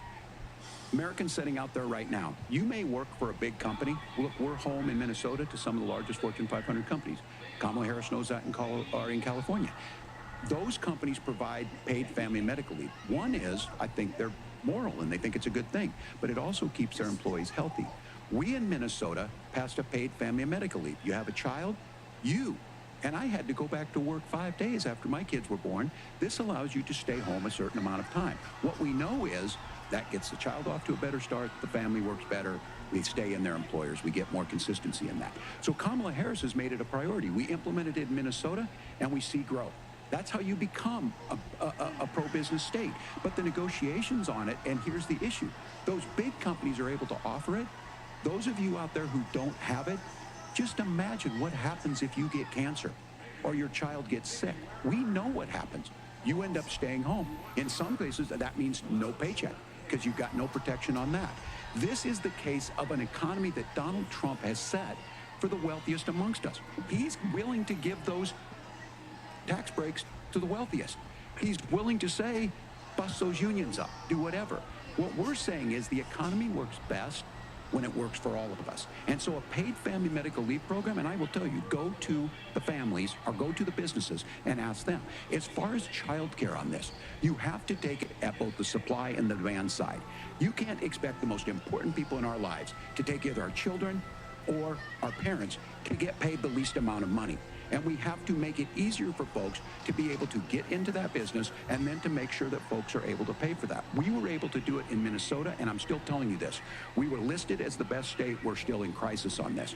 A federal program of paid family and medical leave and help with this will enhance our workforce, enhance our families, and make it easier to have the children that you want. Governor, your time is up. Senator, do you support a national paid leave program? And if so, for how long should employers be mandated to pay their employees while they are home taking care of their newborn. You have 2 minutes. Yeah, well, first of all, Margaret, a number of my Republican colleagues and some Democrats, too, have worked on this issue. And I think there is a bipartisan solution here because a lot of us care about this issue. I mean, look, I speak from this very personally because I'm married to a beautiful woman who is an incredible mother to our 3 beautiful kids, but is also a very, very brilliant corporate litigator. And I'm so proud of her. But being a working mom, even for somebody with all of the advantages of my wife, is extraordinarily difficult. And it's not just difficult from a policy perspective. She actually had access to paid family leave because she worked for a bigger company. But the cultural pressure on young families and especially young women, I think makes it really hard for people to choose the family model they want. A lot of young women would like to go back to work immediately. Some would like to spend a little time home with the kids. Some would like to spend longer at home with the kids. We should have a family care model that makes choice possible. And I think this is a very important substantive difference between Donald Trump and Kamala Harris's approach. I mean, look, if you look at the federal programs that we have that support paid family leave right now, the Community Development Block Grant, and there's another block grant program that spends a lot of money from the federal government. These programs only go to one kind of child care model. Let's say you'd like your church maybe to help you out with child care. Maybe you live in a rural area or an urban area and you'd like to get together with families in your neighborhood to provide child care in the way that makes the most sense. You don't get access to any of these federal monies. We want to promote choice in how we deliver family care and how we promote child care because, look, it is unacceptable. And, you know, of course, Tim and I have been on the campaign trail a lot the past 7 or 8 weeks. And one of the biggest complaints I hear from young families is people who feel like they don't have options, like they're choosing between going to work or taking care for their kids. That is an incredible burden to put on American families. We're the only country that does it. I think we could do a heck of a lot better. Senator, thank you. You have also said, Senator Vance, many things about the American family. The Federal Reserve says parents will spend nearly... It's like he's waiting for them to try and, like, take a snipe at him. He's just like, go ahead, do it. President Trump recently said, as much as child care is talked about as being expensive, it's, relatively speaking, not very expensive compared to the kinds of numbers we'll be taking in. Is President Trump committed to the $5,000 per child tax credit that you have described? You have 1 minute. Well, what President Trump said, Margaret, I just want to defend my running mate here a little bit, is that we're going to be taking in a lot of money by penalizing companies for shipping jobs overseas and penalizing countries who employ slave laborers and then ship their products back into our country and undercut the wages of American workers. It's the heart of the Donald Trump economic plan. Cut taxes for American workers and American families. Cut taxes for businesses that are hiring and building companies in the United States of America, but penalize companies and countries that are shipping jobs overseas. Again, ask why the Auto Workers Union is endorsing Kamala while at the same time simultaneously building factories everywhere but here. Economic growth, we're going to be able to provide paid family leave, child care options that are viable and workable for a lot of American families. Can you clarify how that will solve the child care shortage?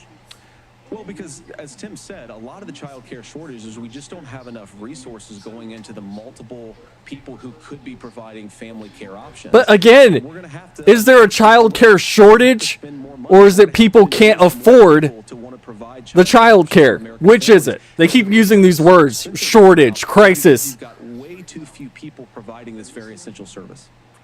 There are plenty of fucking daycares and shit around here. The question is, can somebody afford to send their kid there?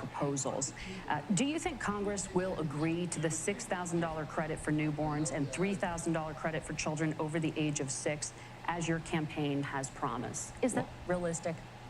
Well, if these members of Congress are listening to anybody, I can tell you, and this is the biggest issue. Everybody listening tonight knows. I mean, I'm sure they were shocked to hear it's not that expensive. And let's be clear, whether it's $5,000 or $6,000, that. But if people already can't afford things, we're out on this. It's because we got out. Everything is expensive. We thought we were going to get by not paying people. I don't think Senator Vance and I are that far apart. I'm not opposed to what he's talking about on options. We've done scholarships types of things. I think we need to be open to making the case. But the issue here is The question you Groceries, childcare, housing, these tariffs, gas. That's just adding another $4,000 on the family and taking less. Fuck it, So you not name only it. do they not get the Money makes the world go round. they're $4,000 Don't have enough money? in the hole. Sorry, you're fucked. That's his alma mater. And so I think the issue here is, if those members of Congress, I can't believe they're not. When I go to businesses, sure, they'll talk about Vote taxes. for whoever you think is going to put the most money in your pockets. And they will lead with housing. Because But then again, people would rather vote for somebody simply because of abortion. Because our economy's growing, but we need the workforce. Governor, thank you. We need to move on. Nora? Let's talk about the state of democracy, the top issue for Americans after the economy and inflation. After the 2020 election, President Trump's campaign and others filed 62 lawsuits contesting the results. But Judges, this is including I those love to hear what they're President going to say about Trump this. and other Republican presidents, looked Because at right now, there are there was multiple widespread states fraud. that are finding all kinds of Every state irregular shit Republicans in their voter rolls. certified the 2020 Oh, but election if results. you think that was a Sent fake, yeah, legal okay. slate of electors to Congress. It's not outside the realm of possibility. I'm not saying it happened. Vance, you have said you I'm would saying not it could happen. certified the last presidential election and would have asked the states And to it select could happen again. alternative electors. That has been called unconstitutional and illegal. Would you again seek to challenge this year's election results, even if every governor certifies the results? I'll give you 2 minutes. Well, Nora, first of all, I think that we're focused on the future. We need to figure out how to solve the inflation crisis caused by Kamala Harris's policies, make housing affordable, make groceries affordable, and that's what we're focused on. But I want to answer your question because you did ask it. Look, what President Trump has said is that there were problems in 2020, and my own belief is that we should fight about those issues, debate those issues. Nobody trusts it. Peacefully in the public square, and that's all I've said. And Nobody that's all trusts Donald the Trump media. said. Remember, he said that on January You know, it's 6th, always the been, protesters would especially me protest growing up, peacefully. And on trust the January process. I don't fucking trust the process anymore. the president, Donald Trump left the White House, and now, of course, unfortunately, we have all of the negative policies that have come from the Harris-Biden administration. I believe that we actually do have a threat to democracy in this country, but unfortunately, it's not the threat to democracy that Kamala Harris and Tim Walz want to talk about. It is the threat of censorship. It's Americans casting aside lifelong friendships because of disagreements over politics. It's big technology companies silencing their fellow citizens. And it's Kamala Harris saying that rather than debate and persuade her fellow Americans, she'd like to censor people who engage in misinformation. I think that is a much bigger threat to democracy than anything that we've seen in this country in the last 4 years, in the last 40 years. Now, I'm really proud, especially given that I was raised by two lifelong blue-collar Democrats, to have the endorsement of Bobby Kennedy Jr. and Tulsi Gabbard. There you go. Lifelong leaders in the Democratic There you go. coalition. Bring up how they got don't fucked. agree with me and Donald Trump on every issue. We don't have to agree on every issue, but we're united behind a basic American First Amendment There you go. principle that we ought to debate our differences. We ought to argue about them. We ought to try to persuade our fellow Americans. Kamala Harris is engaged in censorship at an industrial scale. She did it during COVID. She's done it over a number of other issues, and that to me is a much bigger threat to democracy than what Donald Trump said when he said that protesters should peacefully protest on January the 6th. Governor? Well, I've enjoyed tonight's debate, and I think there was a lot of commonality here, and I'm sympathetic to misspeaking on things, and I think I might have with the senator. Me too, man. There's one though that this one is troubling to me, and I say that because I think we need to tell the story. Donald Trump refused to acknowledge this, and the fact is that I don't think we can be the frog in the pot and let the boiling water go up. He was very clear. I mean, he lost this election, and he said he did. 140 police officers were beaten at the Capitol that day. Oh, my Some God. with the American flag. Several later died, and it wasn't just in there. In Minnesota, a group gathered on the state capitol grounds. The January in St. 6th Paul. narrative isn't going to work anymore. Residents, and there may be casualties. I had 6 different live streams going that day, watching what was happening. State police. Were there people doing shit that they shouldn't have done, like breaking windows? Yes, but it was a small group. And nobody was being aggressive until Capitol Police started shooting tear gas at them. Over and over. I worked with kids long enough to know, and I said as a football coach, sometimes you Yep, really want to saw win, that live. But the democracy is bigger than winning. Saw the whole thing live You shake from hands, 5 and different you try to do perspectives. everything you can to help the other side win. That's what was at stake here. Now, the thing I'm most concerned about is the idea that imprisoning your political opponents, already laying the groundwork for people not accepting this. And a president's words matter.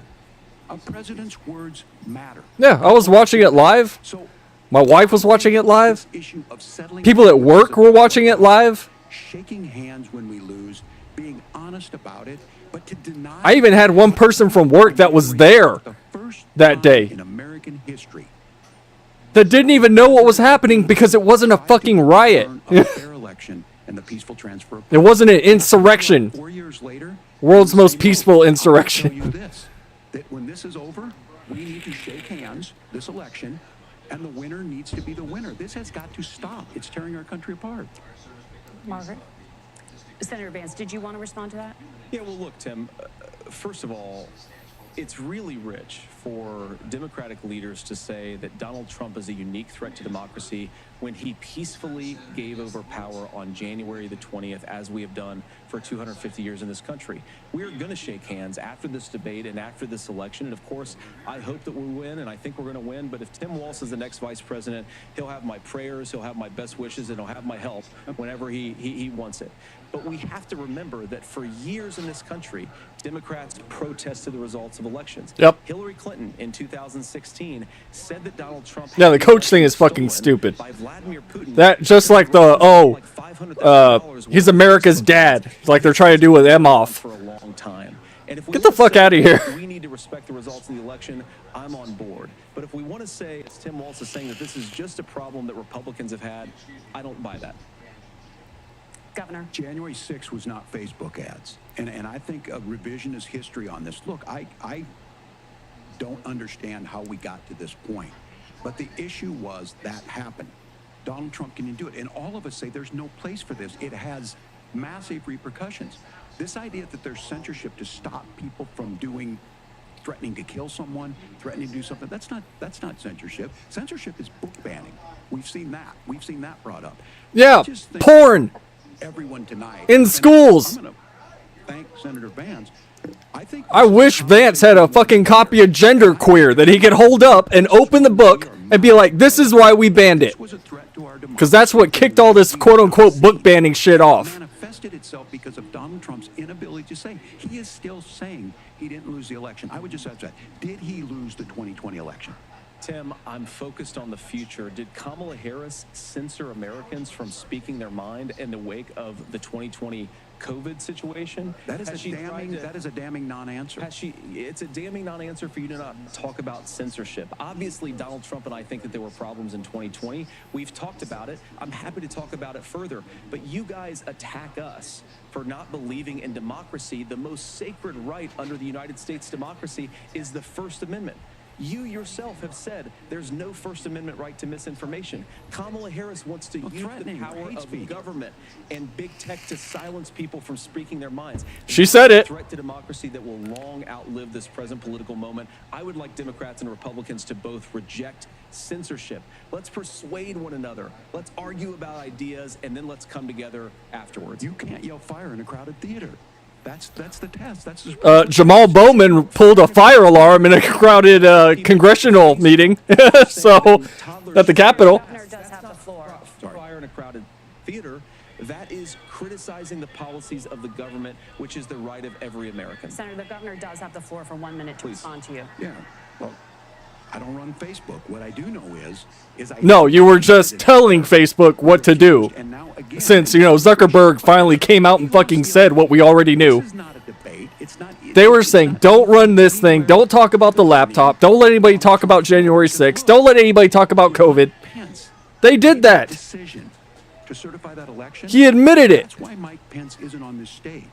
What I'm concerned about is Yeah, Pence is too busy right now sitting on X saying we need to go to war. That's what Pence is doing right this second. he knows he could do anything, including taking an election. That's why all the fucking neocons are endorsing him America, and Kamala. you stand up. Will you 'Cause that's what they take want. oath of office, even if the president doesn't. And I think Kamala Harris would agree. She wouldn't have picked me if she didn't think I would do that. Because of course. that's And what another you cat. do. So America, I think you've got a really clear choice on this election of who's going to honor that democracy. Oh, the click. and who's going to honor Donald Trump. My fat kitty. Governor, your time is up. Thank you, gentlemen. We will be right back with both of our candidates. I gotta mute it again. Vice presidential debate continues. Yeah, I'm so over the fucking Project 2025 cop-out. I'm so over the January 6th insurrection cop-out. Look, Vance is right. How are we going to fix the fucking country in the mess that we're in now? That's what I give a shit about. I don't give a shit about stuff that I've already been gaslit over for the last 3.5 years. I don't care anymore. And I would hope that a lot of you watching, and most of the people watching this debate, don't give a shit either. Because at this point, the only person I see repeating that shit outside of the mainstream media are people like fucking Destiny that are being paid by Progressive Victory to get a win. So, yeah, sorry if I'm not sympathetic to that side of the aisle anymore. And the funny thing was, I have been pushed farther right this election cycle than ever before. I mean, it is unbelievable. And I still like to consider myself a moderate because there are plenty of things that I do not agree with Republicans on. There just is. Just like there are plenty of things that I don't agree with Democrats on. But there's nobody in the fucking middle anymore. There's nobody that's talking sensibly just about policy and getting down to like the root cause of issues. And it's funny seeing a lot of these hyper progressives or people that I thought were hyper progressives starting to come back to the middle because they're going, all right, this is starting to turn people off, which is what I've been saying this entire time. And they're like, all right, we need to sort of rein it in a little bit, right? And you always hear them talk about, oh, right-wing rhetoric, this, that, and the other. I've seen worse left-wing rhetoric. But they don't like talking about that, right? And as long as people ignore it, the more people that are paying attention are going to go, wait a minute, you're talking about these people doing this thing. What about them? Like, what? Why aren't you saying anything about them? People ask me, well, what is it you disagree with Biden on? Soft on crime policies, the border, inflation, relations with the rest of the fucking world, which I don't know what he's done. Because all we've done when it comes to Ukraine, when it comes to Israel, when it comes to all the conflict that's currently happening, is throw money at it. Democrats and Republicans. That's all we have done. I haven't heard anybody talk about trying to fix the problem. It's we need to send more money. We need to send more money. We need to send more money. Meanwhile, Pelosi's fucking bank account is getting fatter. Pelosi, Schumer, fucking McConnell, Lindsey Graham. All these people that have been in office longer than I've been alive, and I'm pushing 40. Who do you think is making money off of this? They are. It is what it is. And nothing is going to change until somebody comes into power and tries to fix all this shit. Which I don't know if that'll ever happen, because once these people get in that seat, they never fucking leave.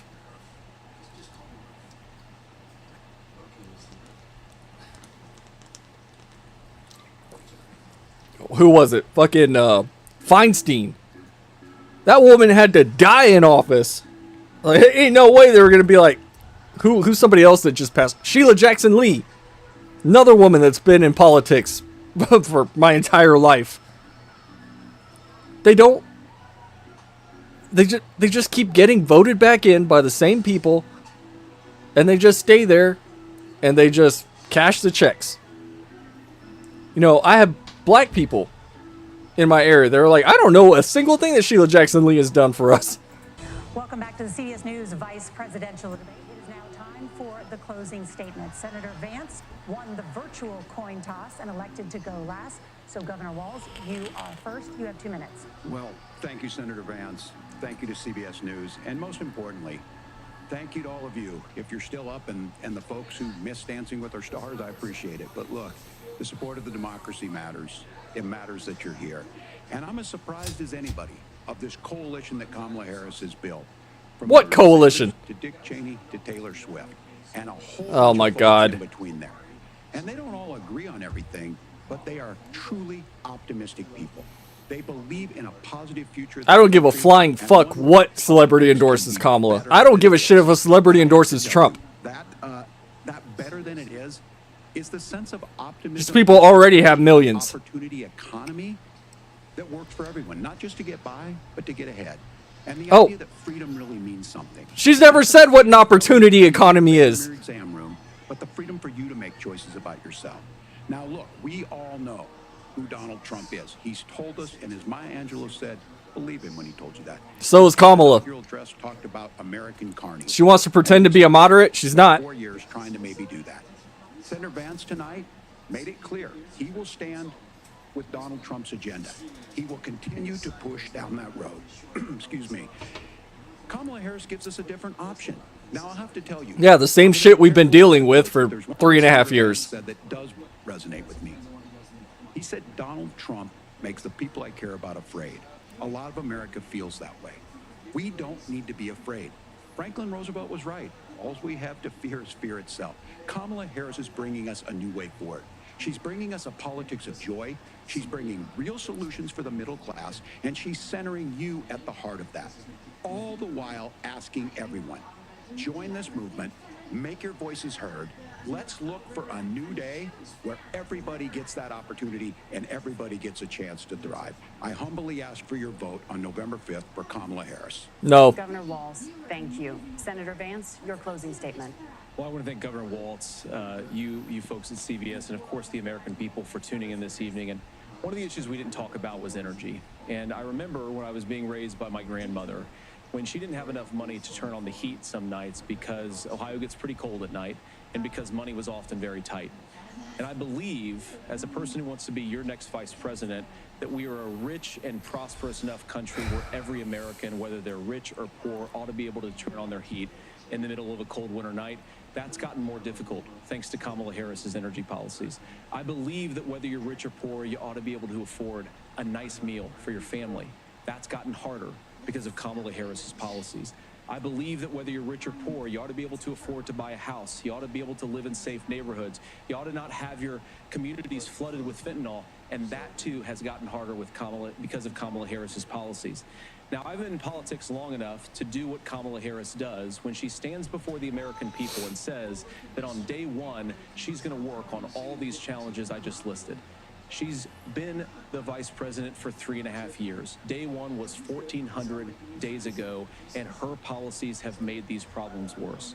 Now, I believe that we have the most beautiful country in the world. I meet people on the campaign trail who can't afford food, but have the grace and generosity to ask me how I'm doing and to tell me they're praying for my family. What that has taught me is that we have the greatest country, the most beautiful country, the most incredible people anywhere in the world. But they're not going to be able to achieve their full dreams with the broken leadership that we have in Washington. They're not going to be able to live their American dream if we do the same thing that we've been doing for the last 3.5 years. We need change. We need a new direction. We need a president who has already done this once before and did it well. Please vote for Donald Trump. And whether you vote for me or vote for Tim Walz, I just want to say I'm so proud to be doing this, and I'm rooting for you. God bless you, and good night. Senator Vance, thank you. And thank you both for participating in the only Lefties. Oh, he said, God bless you. Oh, no. And I'm Nora O'Donnell, and a reminder, there are just 35 days until Election Day. Please get out and vote, and for all of us here at CBS News. A lot can happen in 35 fucking days. A lot. And I am worried to see what's going to happen in the next 35 days. It's going to be interesting. So I wanted to bring... I know I brought it up earlier. Who do y'all think won? I think Vance did extremely well. This was a better debate after he shut down their rah-rahing for Walz that they were doing and for Kamala. Then it turned into a pretty decent debate. But before that, I know everybody saw it, that they were like, what the fuck are they doing? They're doing it again. Somebody needs to stop this. And that's exactly what Vance did. He went, hold up. You're not being impartial. Quit the fact checking. Do your jobs. So, I think it got better after that. And yeah, I agree. I think Vance did very well. Walz sort of picked up some steam about halfway through, but in terms of overall performance, I would say that Vance took it. But that's not what I wanted to talk about now that this is over. I want to show y'all something that I saw the other day. And it was Tyler Oliveira, who's like one of these journalist people, right? And I know that you can hear that. So he went to Poland and he was talking to Dominic Trzynski, right? And at one point they're walking around Poland, and as he was going around with Trzynski, they met these two. And sorry, I'm trying to multitask here.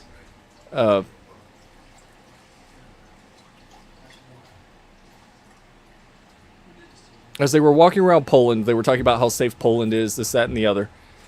And they meet these two girls from Italy. And I'm going to show it. Just bear with me because I'm trying to find it. They're from Italy. They're talking about how... Here it is. I found it. How safe Poland is. They're walking around the streets. There's no crime. People are... There's not homeless... Or, sorry, unhoused people sitting there. And they meet these two girls, and they start asking them about immigration and about U.S. politics. And it just goes to show you that shit is the same everywhere else, especially when it comes to like leftism and liberal women, as it is here. So I'm going to show it. That's the last thing I want to look at before we go. What are your thoughts on Poland? Here we go. Where are you from? Rome, Italy. Yeah. Do you feel safer as a woman? Yes. Yeah. Do you feel safe in Rome as a woman? Or Italy? Sorry. No, not at all. Why? So they don't feel safe in Rome. Where are you from? When you compare Rome, he's going for it. I visited. What do you think about it? Because it's not safe. Why is it not safe? Because you don't feel safe like walking around at night. Who are you afraid of at night? So first of all, you realize right there. So where they come from, she's like, well, both of them. Like, oh, I don't feel safe at night. I don't feel safe. Well, why don't you feel safe? Well, I just don't. Men. Which men? Men in general or specific types of men who come from different places? Like men. Italian men? Yeah. Fair enough. What do you think? Can I ask you? He's the boss. Can we please order in the meanwhile? Yes, David. Can you buy them? So, of course, they say men. Thank you. Did you buy them one? And he's like, I'm not going to buy them shit. Okay. They don't need it. They can buy their own. Why do you think they feel unsafe in Rome? Let's be honest. Because of Africans. They are afraid to say something. So his argument is that African migration to Italy has had an impact increasing the rate in Italy, for example, or in Germany, or in France, or in UK. Would that be accurate? Would you stand on business to that fact? When we meet like a guy in the street, we don't know if he's Italian, English, Spanish. That's a lie. So she's already lying. If you were walking down the street, right, and you hear somebody speak, you're going to know where they come from. If I'm walking down the street and I look at someone, look, I'm half Mexican, right? I look like a white guy. I am half Mexican, half white. I can look at someone and be like, oh, that person's Dominican. I can look at somebody and be like, oh, well, that's a black guy from here. Or that's a black Dominican. Or that's a Mexican. Or that's your generic white guy. People can tell. So we're going to be like, oh, no, we can't tell. That's cope. That's a lie. Spanish is like a potentially dangerous. Okay. Can I ask you for your... What do you think about Prime Minister Meloni? Yeah, they won't say it. Meloni? Meloni. She's going to deport equal that? What are your thoughts on that? What do you think? Good or bad? No trick answer. Good or bad? Bad. Oh, the abortion's bad. She's not tolerant. She's Sh- racist. Oh, she's There you go. There's your answer. She's not tolerant. She's racist. She's homophobic. Okay, so what you're saying is you're a liberal and you espouse liberal views. racist. She's not tolerant. Oh, so you don't know who's raping. What do you mean? I don't understand the question. Like you're trying to You say don't. something. She doesn't understand the question. Like what are you trying to say? This. Okay, so one more question. Who's gonna win in U.S.? What do you think? It's gonna be Kamala or Trump? Hopefully Kamala. There you go. Thank you very much, ladies. Have a beautiful night. We support leftists in U.S. Why do you want Kamala to win when they are not happy about safety in Italy because of illegal migration? What the? There you go. There you go. I just wanted to show you guys that. It's the same thing that people here say. Oh, well, we need to be more tolerant. Oh, we need to, we have to understand how hard the lives these people have. If you look at the statistics, I think it was something like 13,000 convicted murderers entered the country illegally. So we're supposed to be tolerant of them? We're supposed to care about their feelings? What about the rapists? What about, pedophiles? So all of a sudden they get a pass because they're illegal, right? That's essentially what they're saying. And Roomsong said it. It's like they didn't want to flat out say it because if you say it, people that are going to see that and be like, oh, well, she's a racist. Oh, she's intolerant, when it's the truth. When you can't keep track of who is entering your country, crime explodes. Especially if there's a concentration of those people.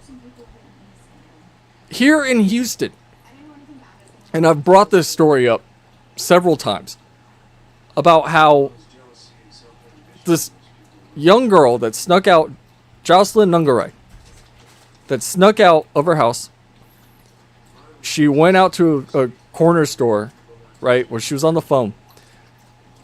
2 migrants were there. And I hate that I'm using that verbiage now because the correct verbiage is illegals. They had already been caught before. And they got let go. Here in Texas. And what did they do? They took her down to a bayou. They assaulted her. And they killed her. And her parents are currently endorsing Trump for that reason. Because as a U.S. citizen, and this shouldn't be a fucking hot topic. This shouldn't be like some sort of topic of contention. Because at the end of the day, it affects all of us. It just does. It's just like that one guy that was, I can't remember if it was in New York or San Francisco or somewhere, where there was a black guy that was walking down the street and he was like kicking over bikes or something.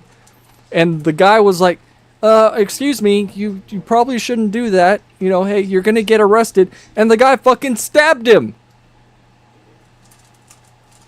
But guess what? The girlfriend didn't want to testify because she didn't want to use her privilege to tell anybody about who murdered her boyfriend. Shit like that is backwards. As Americans, we should care about the safety of Americans, of your fellow Americans. And not whatever perceived slight that people like to yell at or yell about on the internet every other day, or what label you might get put on you. Facts are facts. And the fact is, the immigration, I was making videos on this before it even became a topic. Like, I had to explain to people because every time I talked about it, they were like, no, that's not happening. No, that's not a thing. Immigration's not that bad. Oh, yeah? I was watching literal live streams when all of this kicked off of just young guys just walking across, middle of the night, talking like 12 o'clock my time, midnight, just walking across. from all sorts of places. And it used to be when people thought about illegal immigration, they were like, oh, it's the Mexicans. No, the Mexicans are fine. In fact, the Mexicans are going, keep going. Keep going. Here, you haven't gone far enough north. You need to keep going. That's what the Mexicans are doing now. Because they're coming from everywhere. They're coming from the Middle East. They're coming from Asia. They're coming from Africa. They're coming from everywhere. Why? Because they can. The first thing, before Biden even got into office, first thing he said is, I want people to surge the border. So that's what they did. He told them to do it. They did it. Now we're at where we're at when it comes to illegal immigration. And like I said, in Poland, he flat out said, if you try to cross the border illegally, we're going to shoot you. Why? Because one of their border patrol people was killed by an illegal immigrant. So they cranked it up to 11. And now they're saying, yeah, no more. You want to fine us? I think the EU is trying to fine them for not letting illegals in. He said, fuck it, fine me. It's not happening. Same thing was happening here at one point when they were probably not even that long ago, maybe less than 6 months ago, when they were trying to rush the southern border here in Texas, and they just steamrolled the border patrol guys.